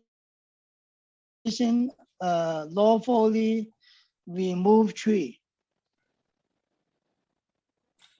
Thank you for the question, Council Member. We follow a process that was developed and Intro codified. 957. I'm sorry, that was developed and codified as a result of legislation introduced by the council in 2010. We follow the principles laid out by the International Society of Arboriculture and the Council of Tree Plant Appraisal Guide to evaluate every tree that's considered for removal based on the size, the species, the condition, and the location of the tree. Each of those elements are evaluated, a value is assigned, and we come up with what we determine to be the appropriate number of replacement trees for any tree that is proposed for removal. We think it's a fair and valid assessment approach. And while there have been some objections raised to it because of the high values that are placed on especially large and healthy trees, we think it does represent the value that trees provide to the community and the city as a whole. We are always willing to discuss ways to protect trees and prevent them from being removed, which is our goal in all cases, and to work with either individual homeowners or developers to find ways to, of course, to preserve the tree or, to replace it in a way that is as cost efficient as possible. However, it seems problematic to me to adjust a citywide law to a specific class of zoning types. I understand the reasoning behind it. I just don't know if that's from a policy perspective, is that's the right approach to take. Commissioner, you haven't said anything about my bills 2365 and 2366 about the down tree task force. Well, council member, as you know, the Down Tree Task Force exists. It has been in place for many years, since Hurricane Sandy at least, and it does embody I think many of the things that you anticipate in the legislation. And in fact, there was an earlier version of the legislation that that we worked with the council and have adopted within the Downtree Task Force. So we think the Downtree Task Force is a really important tool. We want the public to understand how it functions more. However, we are not, the Parks Department is not the only member of the Downtree Task Force. And other agencies, I think, had some concerns about some of the elements in the legislation. I don't want to speak to them right now because I don't want to speak to another agency's concerns. But we think the task force as it exists embodies, again, what you envisioned in the legislation. And it's another example where we think that if we are able to sit down and talk about it in more detail and involve the other members of the Downtree Task Force in those discussions, we can come up with a law, or however we want to treat it, that addresses all of our concerns. Okay. What about 2366 about tree health assessments and inspections? Again, council member, we used trained certified arborists to conduct our tree health inspections. And we have even elevated our standards for risk inspections. It's a very sort of detailed and scientific process that we go through. It's a little hard to discuss it in detail in a forum like this, but we absolutely think that it's a very important subject. We'd like the public to understand more about what we do and how we do it. And I just think it's another example of a good initiative that the council has identified that we could address in a more comprehensive way by having an in-depth discussion about this and other legislation and addressing it more as a package than individual pieces of legislation. Thank you. Yeah. So can you speak to how Central Forestry works with borough forestry teams?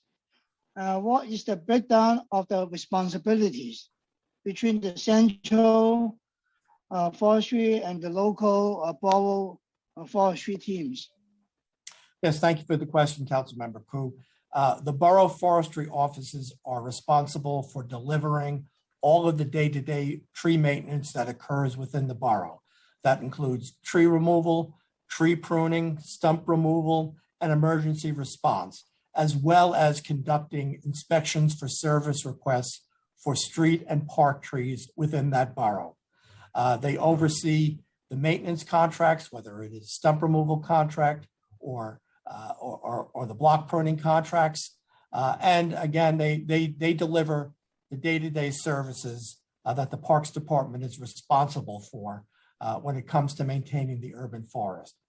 Central Forestry, on the other hand, performs a number of functions that fall outside of the borough's responsibilities. They manage all of our tree planting contracts in a centralized way, both street tree and park tree planting.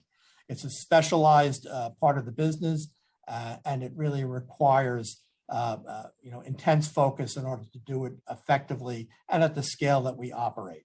They also run several other important programs, including permit and plan review. That is, we review plans for any work on the streets that can impact street trees.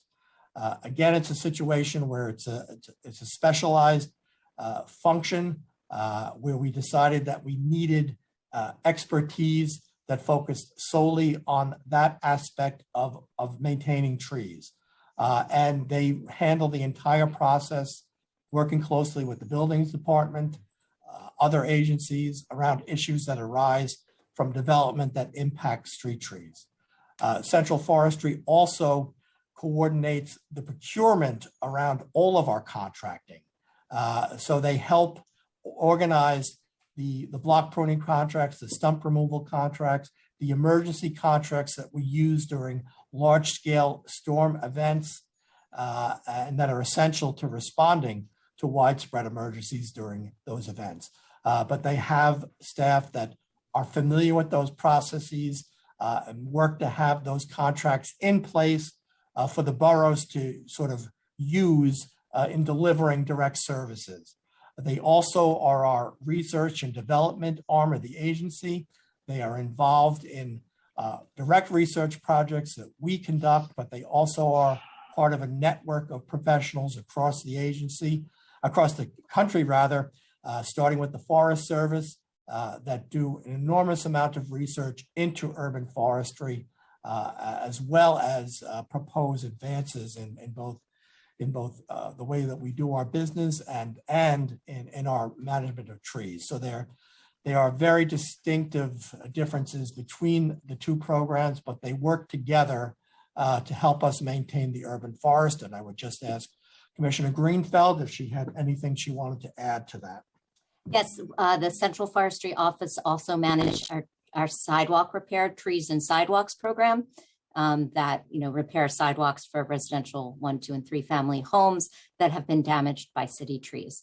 That's also a very specialized contracting program. I think that's all. We are also, the Central Forestry Office is also responsible for data management and the data management systems along with our own ITT department. Thank you. So Commissioner, does each borough have a certified arborist on forestry staff? What about Central Forestry? Councilmember, yes, each borough has multiple certified arborists on staff. But the arborists only do supervising, right? They don't actually do inspection. No, the certified arborists do inspections. They do inspections themselves? Yes. Well, We have 80 certified arborists on our staff on the citywide across the agency. We might have the most of any city that I know of to have certified professionals in that way. and not all of them do tree inspections as a regular part of their work. They can all do tree inspections, certainly during emergencies and other times. But I would say that we have probably between 35 and 40 people who are certified arborists whose full-time work is inspecting trees. Thank you. We are also joined by Council Member Eric and Dinovich. And Council Member Dinovich has a question. Time starts now. Thank you. Good morning. It's a pleasure to see you here, Deputy Commissioner, and all the other guests. I will be quick. You spoke about some work being distributed by borough. You spoke about some work being distributed citywide. I'm interested in trees. It's besides trees being pretty, improving our quality of life. Here in the Bronx, I represent the northwest corner of the Bronx, District 11. But we know in the Bronx there's serious air quality problems. We know trees help absorb rainwater. And I don't know if you saw the pictures recently of the Major Deegan where cars were up to the roofs of the car. There are other issues regarding that, but we know that trees can at least help in other rainstorms absorb some of that stormwater, whether it's holding it in the tree canopy or absorbing it through the roots. As an example, on Bailey Avenue in my district, it's right next to the Major Deegan, next to a playground, across the street from the NYCHA development, a bunch of tree stumps along the street where trees could be there, right? We're talking about kids playing next to a highway without those trees to improve the air quality. We're talking about that highway being the Major Deegan without those trees to help absorb that rainwater, that stormwater, and we're talking about across the street from a NYCHA development. I'm interested to know how that work is distributed, how the resources are distributed.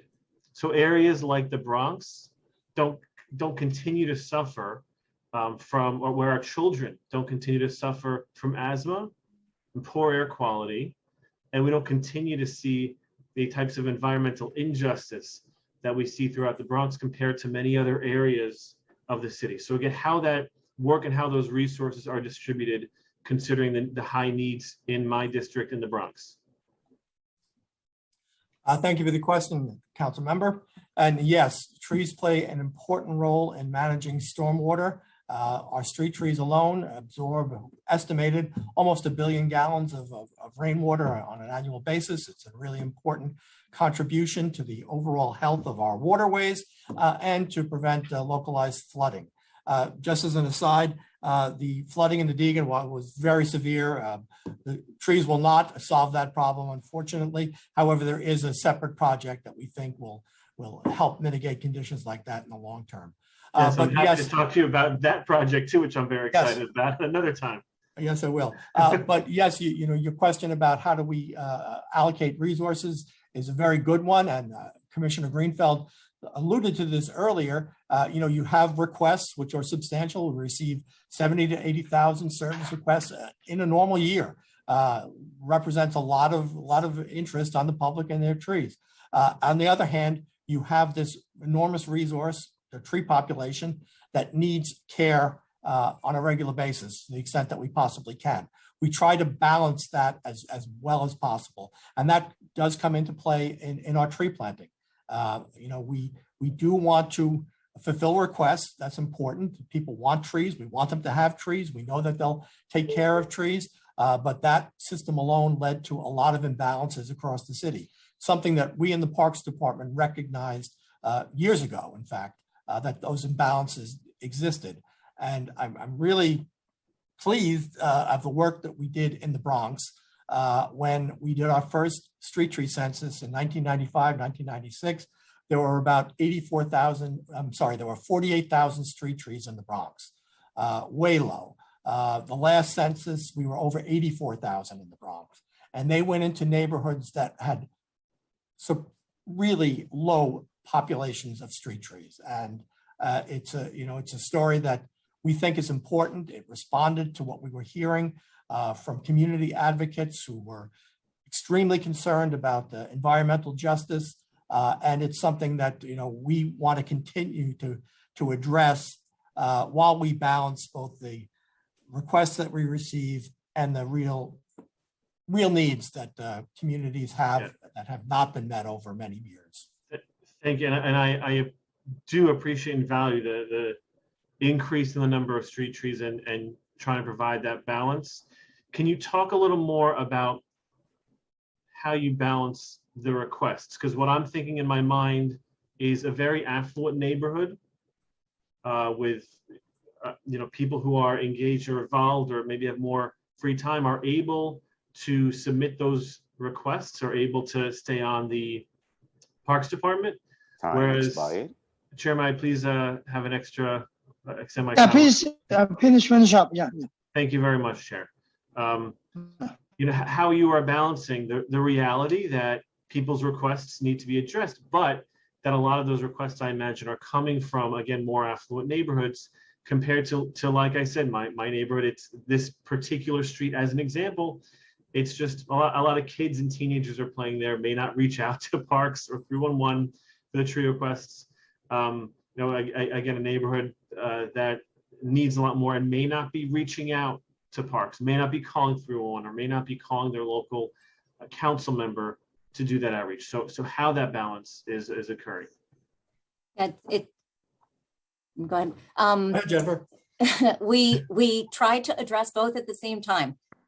They're both very important. As the commissioner said, we want to respond to where people are interested in trees, but simultaneously, we are monitoring where our trees are, both our canopy and our street and park tree population.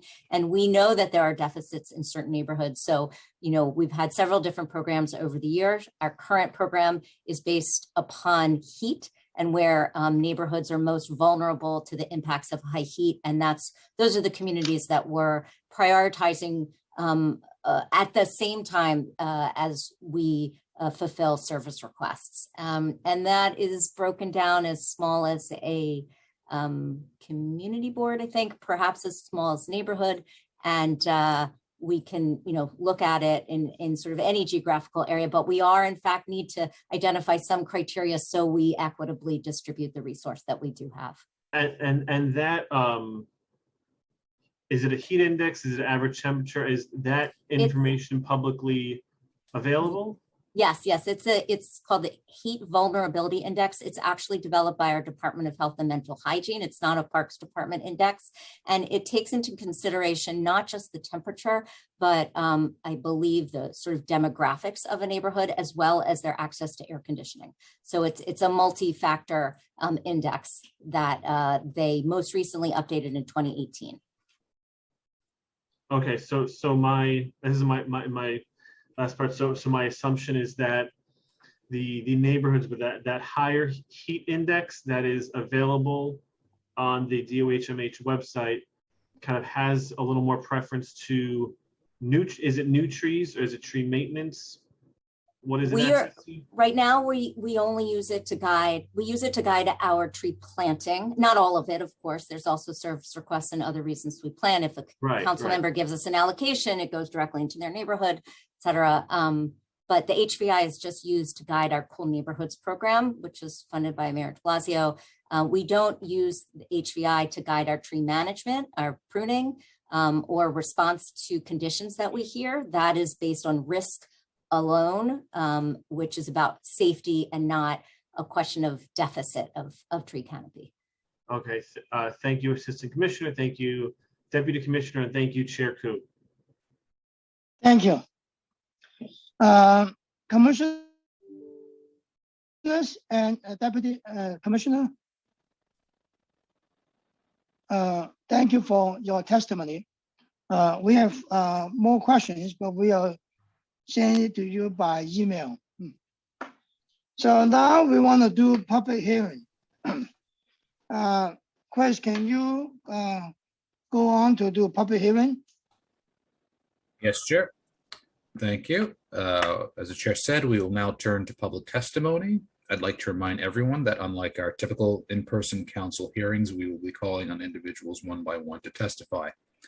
As I stated earlier, each panelist will be given 3 minutes to speak, so please begin once the sergeant has started the timer and given you the cue to begin.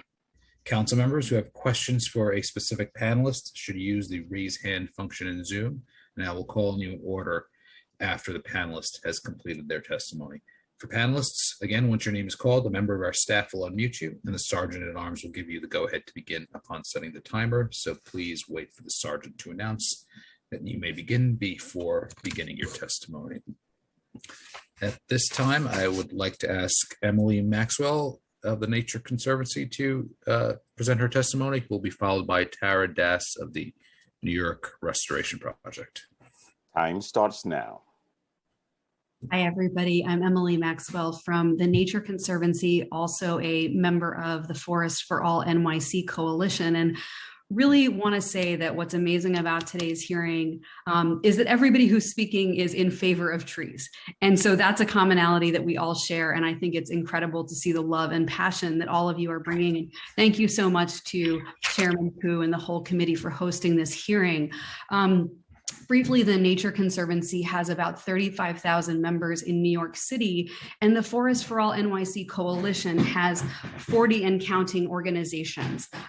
We are composed of nonprofits, businesses, academics, and government partners working together to protect, maintain, and grow the urban forest in New York City.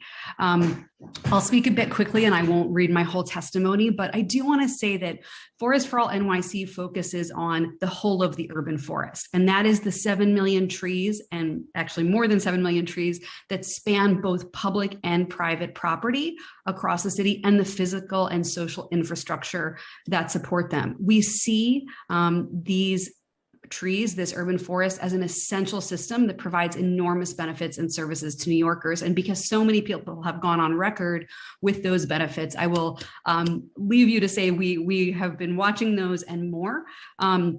But also that in the face of COVID-19 and the growing impacts of climate change, including extreme heat and flooding, the benefits of the urban forest, including its mental health benefits, are even more important than ever. But unfortunately, the urban forest is vulnerable.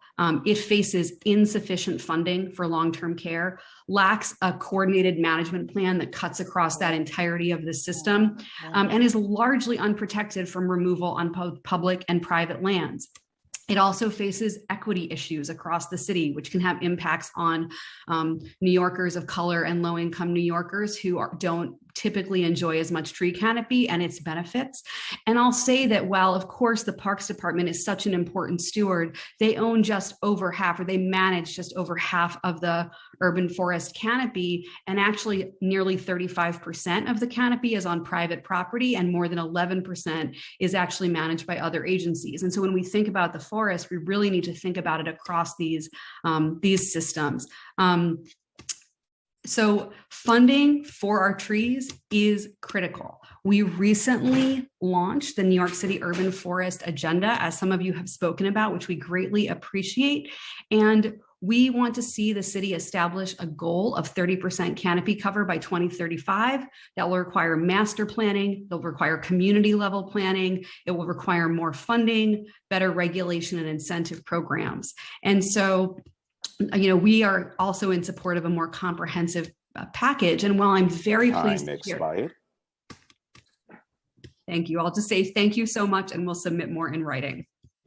If you hadn't finished, please wrap up. Feel free to go ahead. Thank you. Thank you. I'll just say briefly, we are unable to support legislation that would weaken standards for the urban forest. There are a few pieces of legislation that do so. That will be in my written testimony. And we're really looking forward to working with council to improve this legislation so that it aligns to the goals of our urban forest agenda, is ecologically and operationally sound, improves public information, advances equity and justice, and supports climate resilience. So thank you so much. Thank you very much. Our next speaker is Tara Das, who will be followed by Carlos Croak. Time starts now. Good morning, everyone, and thank you to the members of the council for convening this hearing, and to the Parks Committee Chair, Peter Koo, for your leadership and support. My name is Tara Das, and I am the Government Affairs Manager of New York Restoration Project. For over 25 years, I've planted trees, renovated gardens, restored parks, and transformed green spaces for underserved communities throughout New York City. In 2015, NYRP made history by making New York City the first major city to successfully plant over 1 million trees.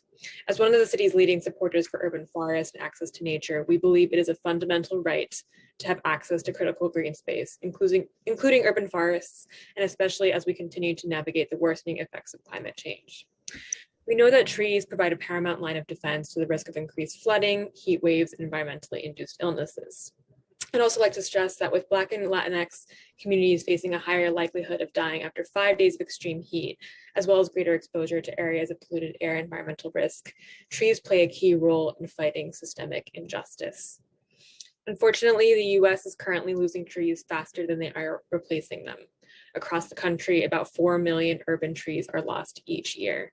This is coupled with the Parks Department being dramatically underfunded and community organizations such as ourselves facing great administrative and financial barriers to growing and maintaining the city's trees.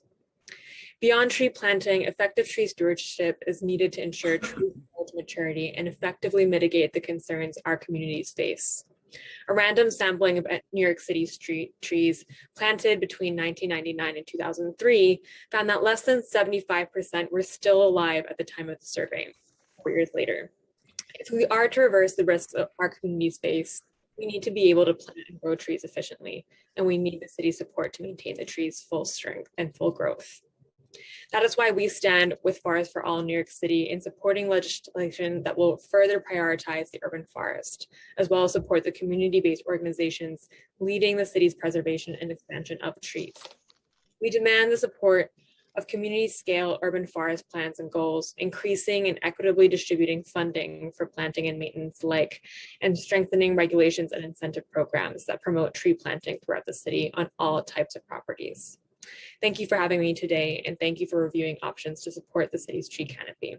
We look forward to working with you to advance effective and efficient policy that supports New York City's urban trees. Thank you very much. I believe Councilmember Drum has a question. Time starts now.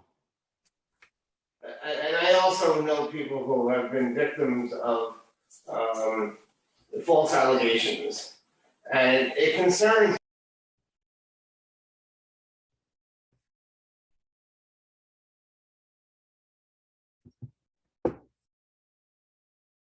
Councilmember, I believe. Councilmember, if you could hold for a second, I believe we lost you for a second. Oh, we hear you now. If you could restart, please. We've lost a good chunk of what you were saying. Look what they did to Scott Stringer. And I just don't think it's right, really.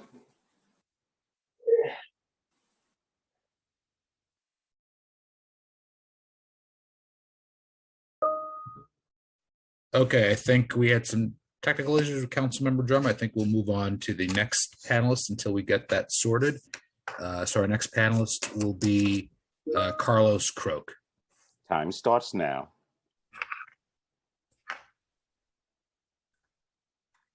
Good afternoon. My name is Carlos Castel Croak, and I'm the Associate for New York City Programs at the New York League of Conservation Voters.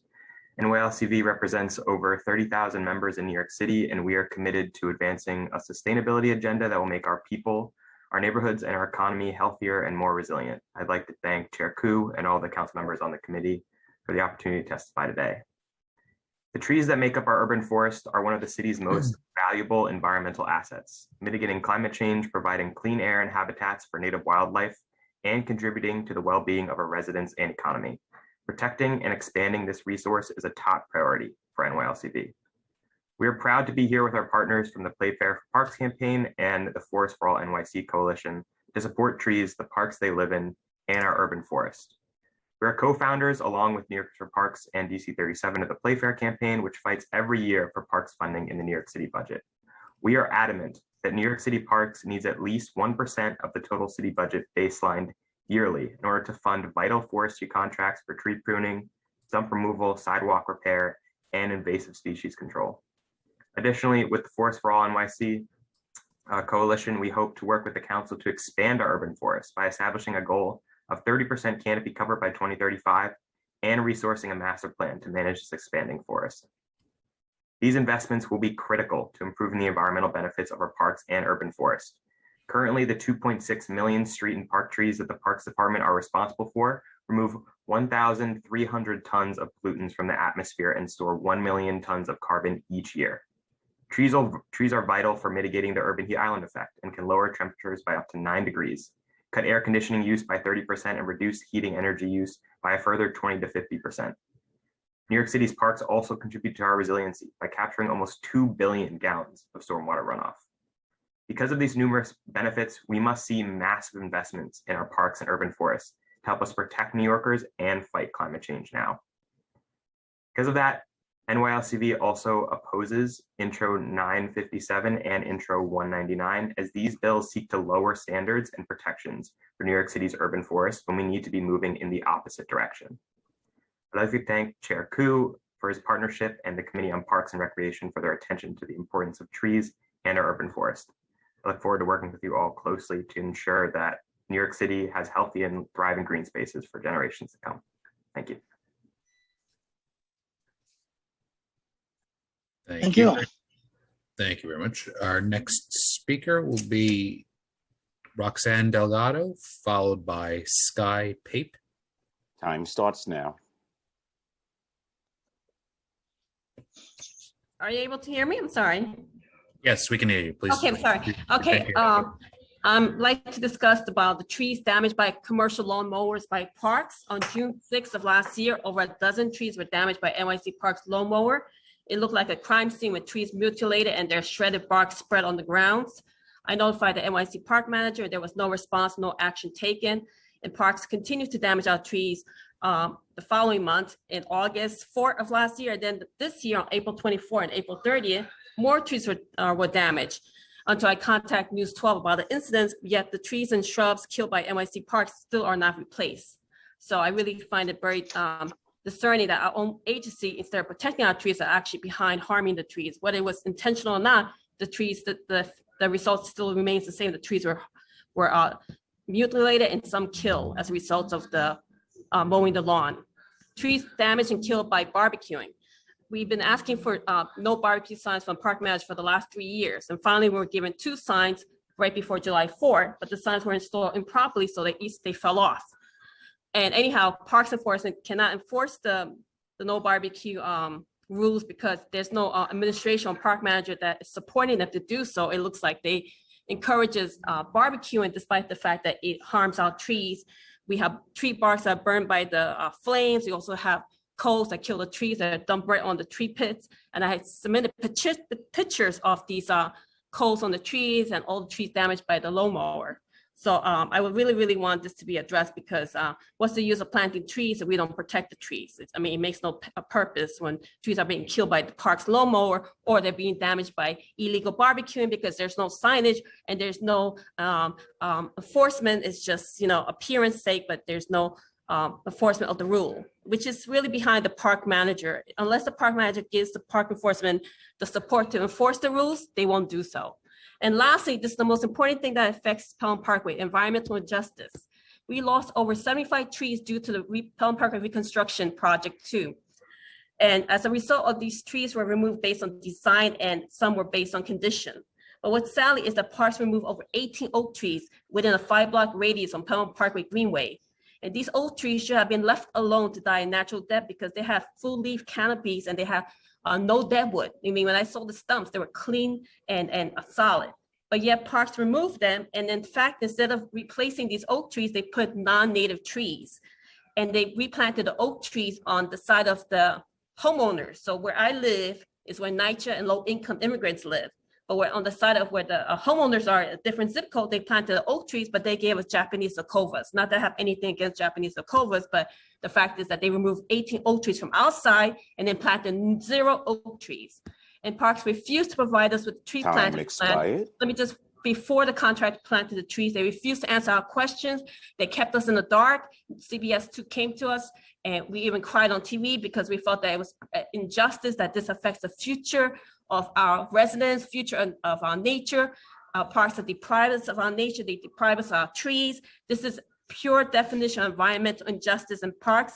Unfortunately, instead of working with the community, they had retaliated against us, blacklisted us because they just don't want to address the fact that they deprive this community of nature.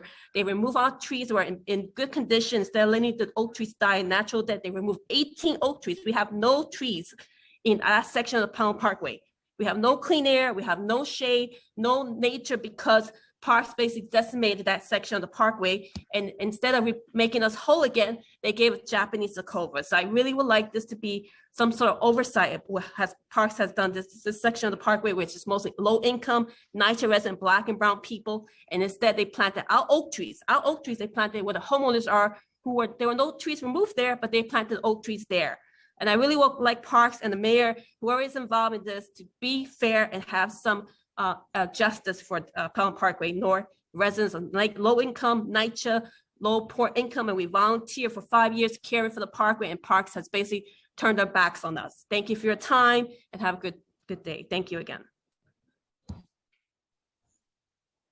Thank you. Thank you. Our next speaker is Sky Pape, followed by Len Maniace. Time starts now. Thank you, Chair Koo, City Council members, and all involved in today's hearing. My name is Sky Pape. I'm representing myself, but I'm connected with several local organizations involving our parks and natural areas, including New York Restoration Project, Nature Conservancy, and others. Complicated issues of climate change and environmental justice require more than just lip service. They require the focused and reliable allotment of money and resources. I want to speak in general in support of the legislation put forth today, especially Intro 2366, and for allocating city funding and resources that we require to be dedicated to the New York City Parks Department for operations and maintenance. It seems preposterous that we need to advocate to get up to merely 1% of the total city budget for this, a goal which, even if met, is still woefully and terrifyingly inadequate to meet the needs at hand. Not all parks have well-endowed conservancies to do what the city does not. I'm in Inwood in Upper Manhattan, where we have the island's only natural old growth forest, as well as a significant number of street trees. And here, located in an environmental justice zone in this time of urgency, that kind of conservancy just doesn't exist. The maintenance of our parks and street trees is not a cosmetic issue. If the city does not provide adequate, reliable funding for parks, Manhattan's last natural forest will go away. To mitigate the impacts of climate change, dedicated funding of foresters and staff capable of evaluating and preserving the forest, including tree maintenance and management of invasives, must be provided. 1/3 of Inwood is considered to be in the floodplain, and maintenance of the parks and street trees is crucial for the management of storm runoff, particularly with increasingly frequent and severe storms. The city relies overly on the work done by partner organizations like Natural Areas Conservancy, New Yorkers for Parks, Super Stewards, New York Restoration Project, and legions of public volunteers, creating an unsustainable burden on them, and inadequate park protection for the parks and trees. We need funding for permanent park staff to take on this work. And with this, I would include increasing the number of forestry staff and trained arborists, as well as urban park rangers. Finally, not only is more money needed for the city for parks operations and maintenance, but if such funds goes through City Council for distribution within each district, it is imperative that these funds are directed truly towards environmental concerns in a proportion that reflects the urgency, rather than having parks budgets swallowed Time whole by expired. recreation. Thank you. Thank you very much. Our next speaker is Len Maniace, followed by Michael Marino. Time starts now. Thank you. I want to echo Emily Maxwell, my colleague in the Forest for All Coalition, excuse me, and say it's wonderful to hear so many people speak of the importance of our city's trees.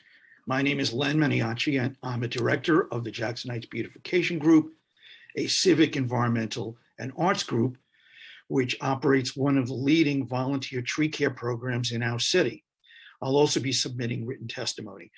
We thank the City Council for devoting this time to our city's trees. This summer has made clear that climate change is not off in the distant future. It's now, and New York City is getting hotter. Our city needs more trees. Studies have shown that neighborhoods with many mature trees are cooler than those lacking them. Briefly put, trees are Mother Nature's air conditioners. We support Bill number 467. It will help New Yorkers understand how well the city's Department of Parks and Recreation is carrying out its mission to plant trees. Excuse me. However, we believe 3 of the bills under review today will actually lead to a decrease in street trees. We believe passage of number 98 would mean the paving over of many empty tree beds that otherwise could be planted with trees. Number 199 would introduce a stricter standard for street tree planting on top of the many rules Parks already has. Number 957 would allow a few trees to be planted as replacements when a mature tree is legally removed, such as for development. Other than number 467, we believe the City Council should table new tree legislation until completion of a new study of our city's urban forest. That study, the NYC Urban Forest Agenda, is already underway. This project aims to make our city more environmentally resilient by increasing our cooling tree canopy from the current 22% to 30%.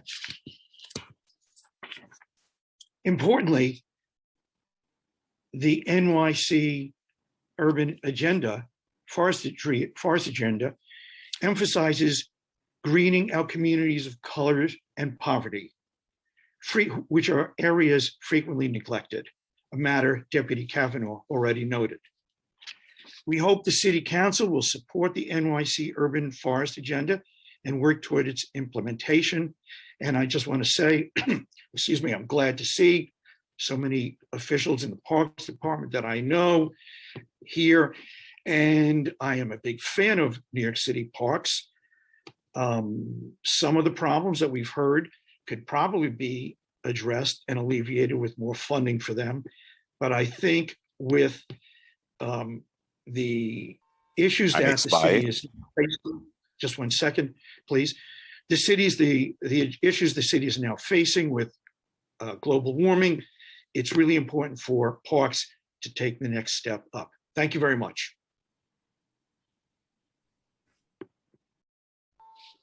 Thank you very much. Our next speaker is Michael Marino, followed by Jessica Burke. Time starts now. Thank you very much. Michael Marino here, representing Friends of Corlears Hook Park from Manhattan's Lower East Side. I really wish that the Deputy Commissioner and the Assistant Commissioner had stayed on to listen to the public's testimony, but I understand they're not required to. But thank you for allowing me to speak today. I wanted to just bring up three issues that Friends of Corlears Hook Park has dealt with: tree maintenance and the confusion of reporting issues with trees. First, as probably everybody already knows, part of the mitigation for the loss of the trees related to the East Side Coastal Resiliency Plan includes planting of 1,000 new street trees throughout Community Boards 3 and 6. Corlears Hook Park received 8 of these trees. In fact, there was great fanfare over the summer that the 500th tree was planted in our park. Unfortunately, the contractors paid to plant these trees never returned to water them. And at least half of the 8 trees planted in Corlears Hook Park are now dead or on their way to dying. The ones that have survived are the ones that my organization had long enough hoses to reach to water ourselves. This is the second time Corlears Hook Park has received plantings from New York City parks that have died due to the lack of a maintenance and watering plan. So my question to parks would be, what are the ramifications to the contractors that do not live up to the expectations of their contract in caring for these trees that they're planting throughout the city? Another issue, this past summer, we reported to New York City Parks a mature linden tree that was sinking into the ground due to a rat burrow underneath its tree pit. While the Forestry Division responded rather quickly to cut the tree down to the stump and the sinking sidewalk remained. After reaching out to Forestry Division again, we were punted to the Trees and Sidewalk Division. That division punted us back to the Forestry Division, stating, and I quote, "Trees and Sidewalks program only attends to sidewalk concrete damage caused by city-owned trees and adjacent to 1, 2, or 3 family homes, not used for commercial purposes and occupied by the owner only."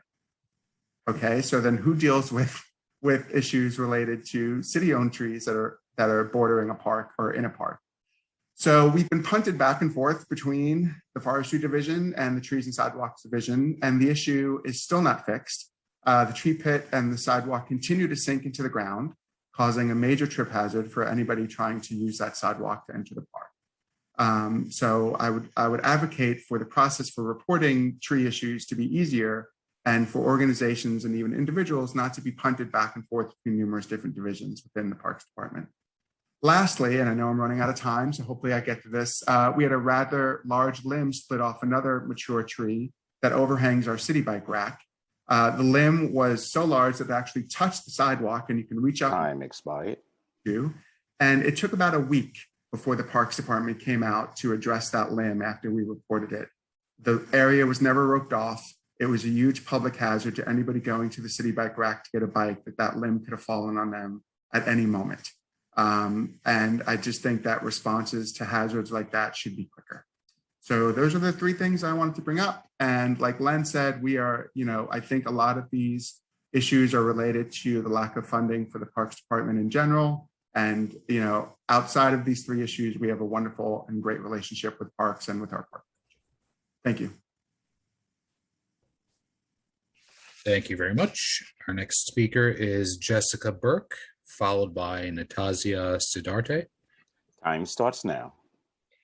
Great. Thank you, Chair Koo and council members for your time. My name is Jessica Burke. I am the founder of the program Friends of Kershron and John Golden Park in Bayside, Queens. Our park is the 12th largest park in Queens and the 45th largest park in the city. We have monthly volunteer events, free yoga, tours of the park. We also work with NYC park rangers. And most impressively, we have raised over $2,000 for a replanting project and educational interpretive board for the park. I am here to speak about my experience growing this program since August 2020. I would like to call attention to the equity issues that are caused by the increase in New York City parks' reliance on public-private partnerships. At the moment, New York City Parks engages in a number of public-private partnerships. I have found that these partnerships tend to prioritize relationships with one another instead of working with smaller parks and smaller groups. As you know, City Parks Foundation is one of the largest public-private partnerships that NYC Parks works with. The most recent IRS filing shows that they have received over $1,700,000 from New York City Parks to work in city parks. A small amount of this is through discretionary funding that must go through the City Park Foundation, acting as a fiscal sponsor for all city park groups that are not full 501c3s. That means that groups like mine that have a different fiscal sponsor because City Parks Foundation has ended their fiscal sponsorship relationship for the foreseeable future are not able to obtain funding through the City Council discretionary funding. Other organizations like the Natural Areas Conservancy have a yearly revenue of over $4 million. This organization does not provide services to all areas across NYC. Trails are an important part of enjoying trees in our park. Natural Areas Conservancy is refusing to come to Crocheron Park to help us with our small trail. Even though New Yorkers for Parks has shown that we have the second highest out of all 59 community boards for tree canopy cover. And myself and other volunteers of Crocheron and John Golden Park maintain trails and are trail maintainers with Natural Areas Conservancy. This leads to our park being more vulnerable than other parks. The Natural Areas Conservancy does not provide access to their programming, and they prioritize relationships with larger organizations instead, like Van Cortlandt Park Alliance and Riverside Park Conservancy, that have nearly 1 million and 4 million in revenue respectively. These public-private partnerships are not the answer to the needs of our parks. We are facing a crisis of stumps that are an eyesore, but also vines that are choking out and killing trees.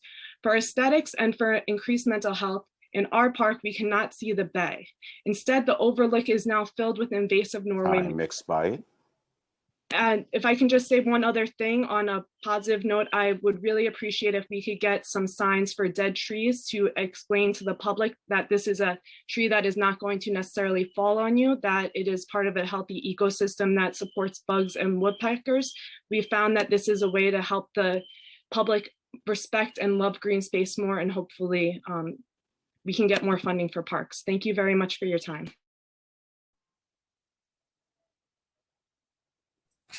Thank you. Thank you very much. Our next speaker is Natasha Siddarte, followed by Rowan Blake. Time starts now. Hi, everyone. Good afternoon. My name is Natasha Siddarte. I'm the Community Stewardship and Operations Director at Gowanus Canal Conservancy, or GCC. I oversee community stewardship and volunteer programs, and we empower local stakeholders in stewardship of local green spaces, including street trees. I do want to mention that we are a proud member of the Forest for All NYC Coalition, of which many of the members are here today. And we do aim to work with City Council and the Parks Committee to advance a long-term direction for the whole of the urban forest. Many people have mentioned this already. Of the 7 million trees in the city, they enhance quality of life, improve health and well-being for people. They help tackle the causes and effects of the climate crisis. And most relevant in Gowanus, they absorb stormwater before it pollutes our waterways. In Gowanus, we receive 363 million gallons of combined sewer overflow per year. And many of those trees absorb that stormwater before it enters the canal. Just in the past decade, 670 young trees were installed, and this has filled a neighborhood-wide gap in the urban canopy. They depend on adequate maintenance and protection, however.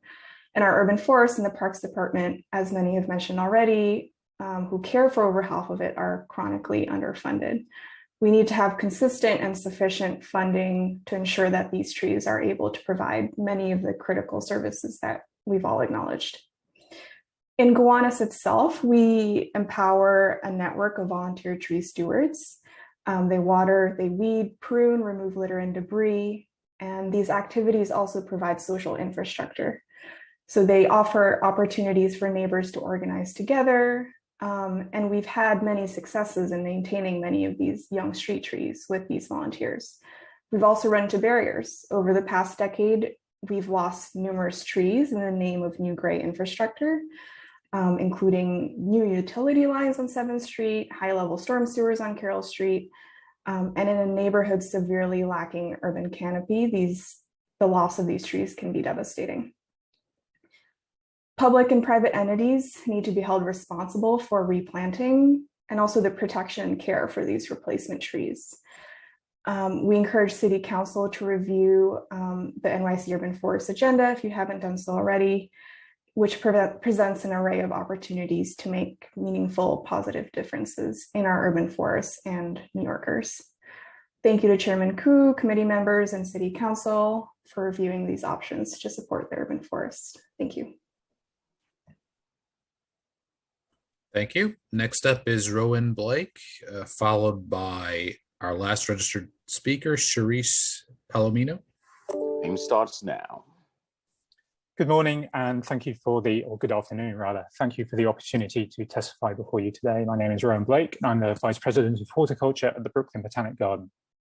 I'm here today on behalf of BBG to voice our strong support for increased investment in the planting, management, maintenance, diversity, and health of our city's urban forest, and in the education, training, and development of skills for New Yorkers to act as stewards for these trees. As well as our own tree collection, BBG educates visitors and school children in the diversity and benefit of trees, works with local communities, including those in neighborhoods designated as potential environmental justice areas, to help maintain their own trees and tree beds and to enter their blocks, for example, in the Greenest Block in Brooklyn program. BBG also trains the next generation of professionals working in green spaces across the city through our Garden Apprentice and Horticulture internship programs, and trains Parks Department trainee gardeners. Earlier this year, BBG worked with NYC Parks and Recreation to plant 28 new street trees outside our boundary on Flatbush Avenue.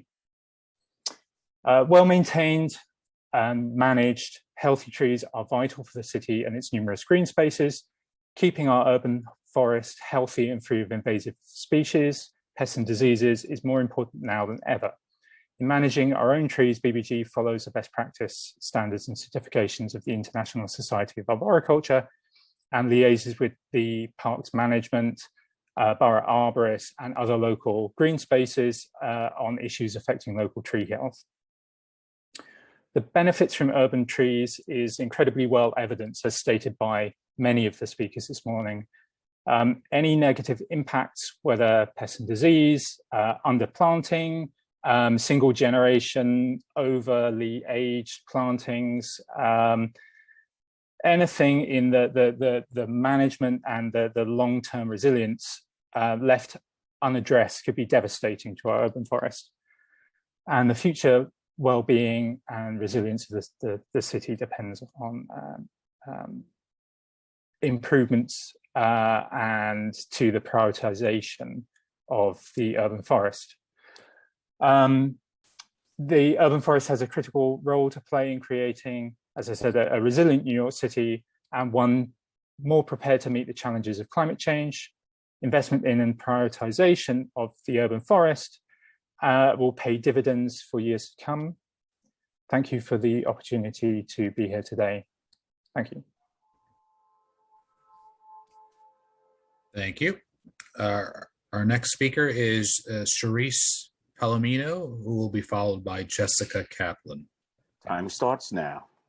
Good afternoon. My name is Sharice Palomino, and I am the Director of Advocacy and Programs at New Yorkers for Parks. We are the founding member of the Playfair Coalition, which includes over 300 organizations from across the 5 boroughs, some who have already testified here today. We would like to thank the City Council Committee on Parks and Recreations for inviting us to speak about our city's trees and their maintenance. I also want to thank Chair Koo for his leadership and partnership in the Playfair Coalition and for raising these important issues. The Parks Department is responsible for maintaining more than 2.6 million trees on our streets and in our parks. These trees and urban forests are a critical resource to the city's climate change resilience. They mitigate urban heat island effects, lower temperatures by up to 9%, cut air conditioning use by 30%, and reduce heating energy use by 20 to 30%. Trees in our parks capture almost 2 billion gallons of stormwater runoff every year, a statistic made even more poignant after the impact of recent tropical storms. Our trees are essential to our public health, as well as providing shade and cleaner air, impacts that should resonate with our city's leaders, as well as continue to make our way through this pandemic. In short, trees are an essential part of New York City's green infrastructure. The Parks Department does a valiant job in maintaining this critical resource, but needs more funding to do so. This is one of the many reasons why New Yorkers for Parks and our Playfair Coalition are calling for an increase in the parks budget to 1% of the city's budget, a call a majority of the city council candidates support, along with the leading candidate for mayor. Thank you.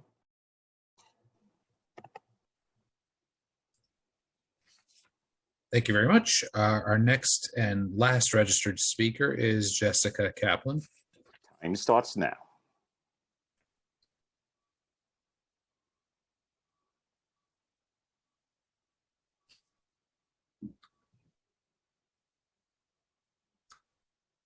Is Ms. Kaplan on? She was on a moment ago. If not, we'll just move on. At this point, there are no other registered panelists. So I would just ask if we had inadvertently missed anyone who has registered to testify today and has not yet been called, please use the Zoom raise hand function and you'll be called on to give your statement.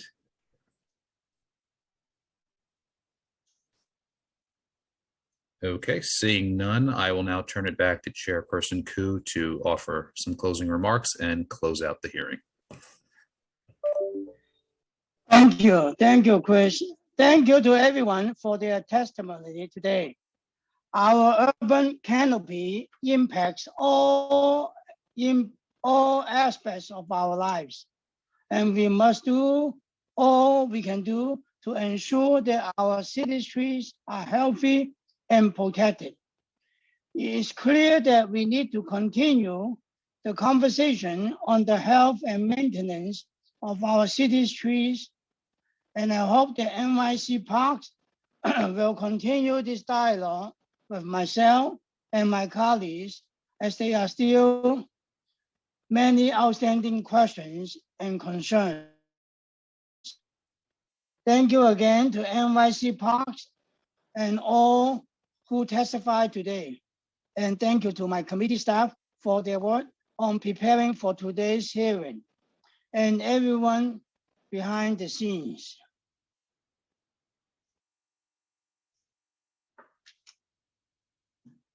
So this public hearing is being adjourned.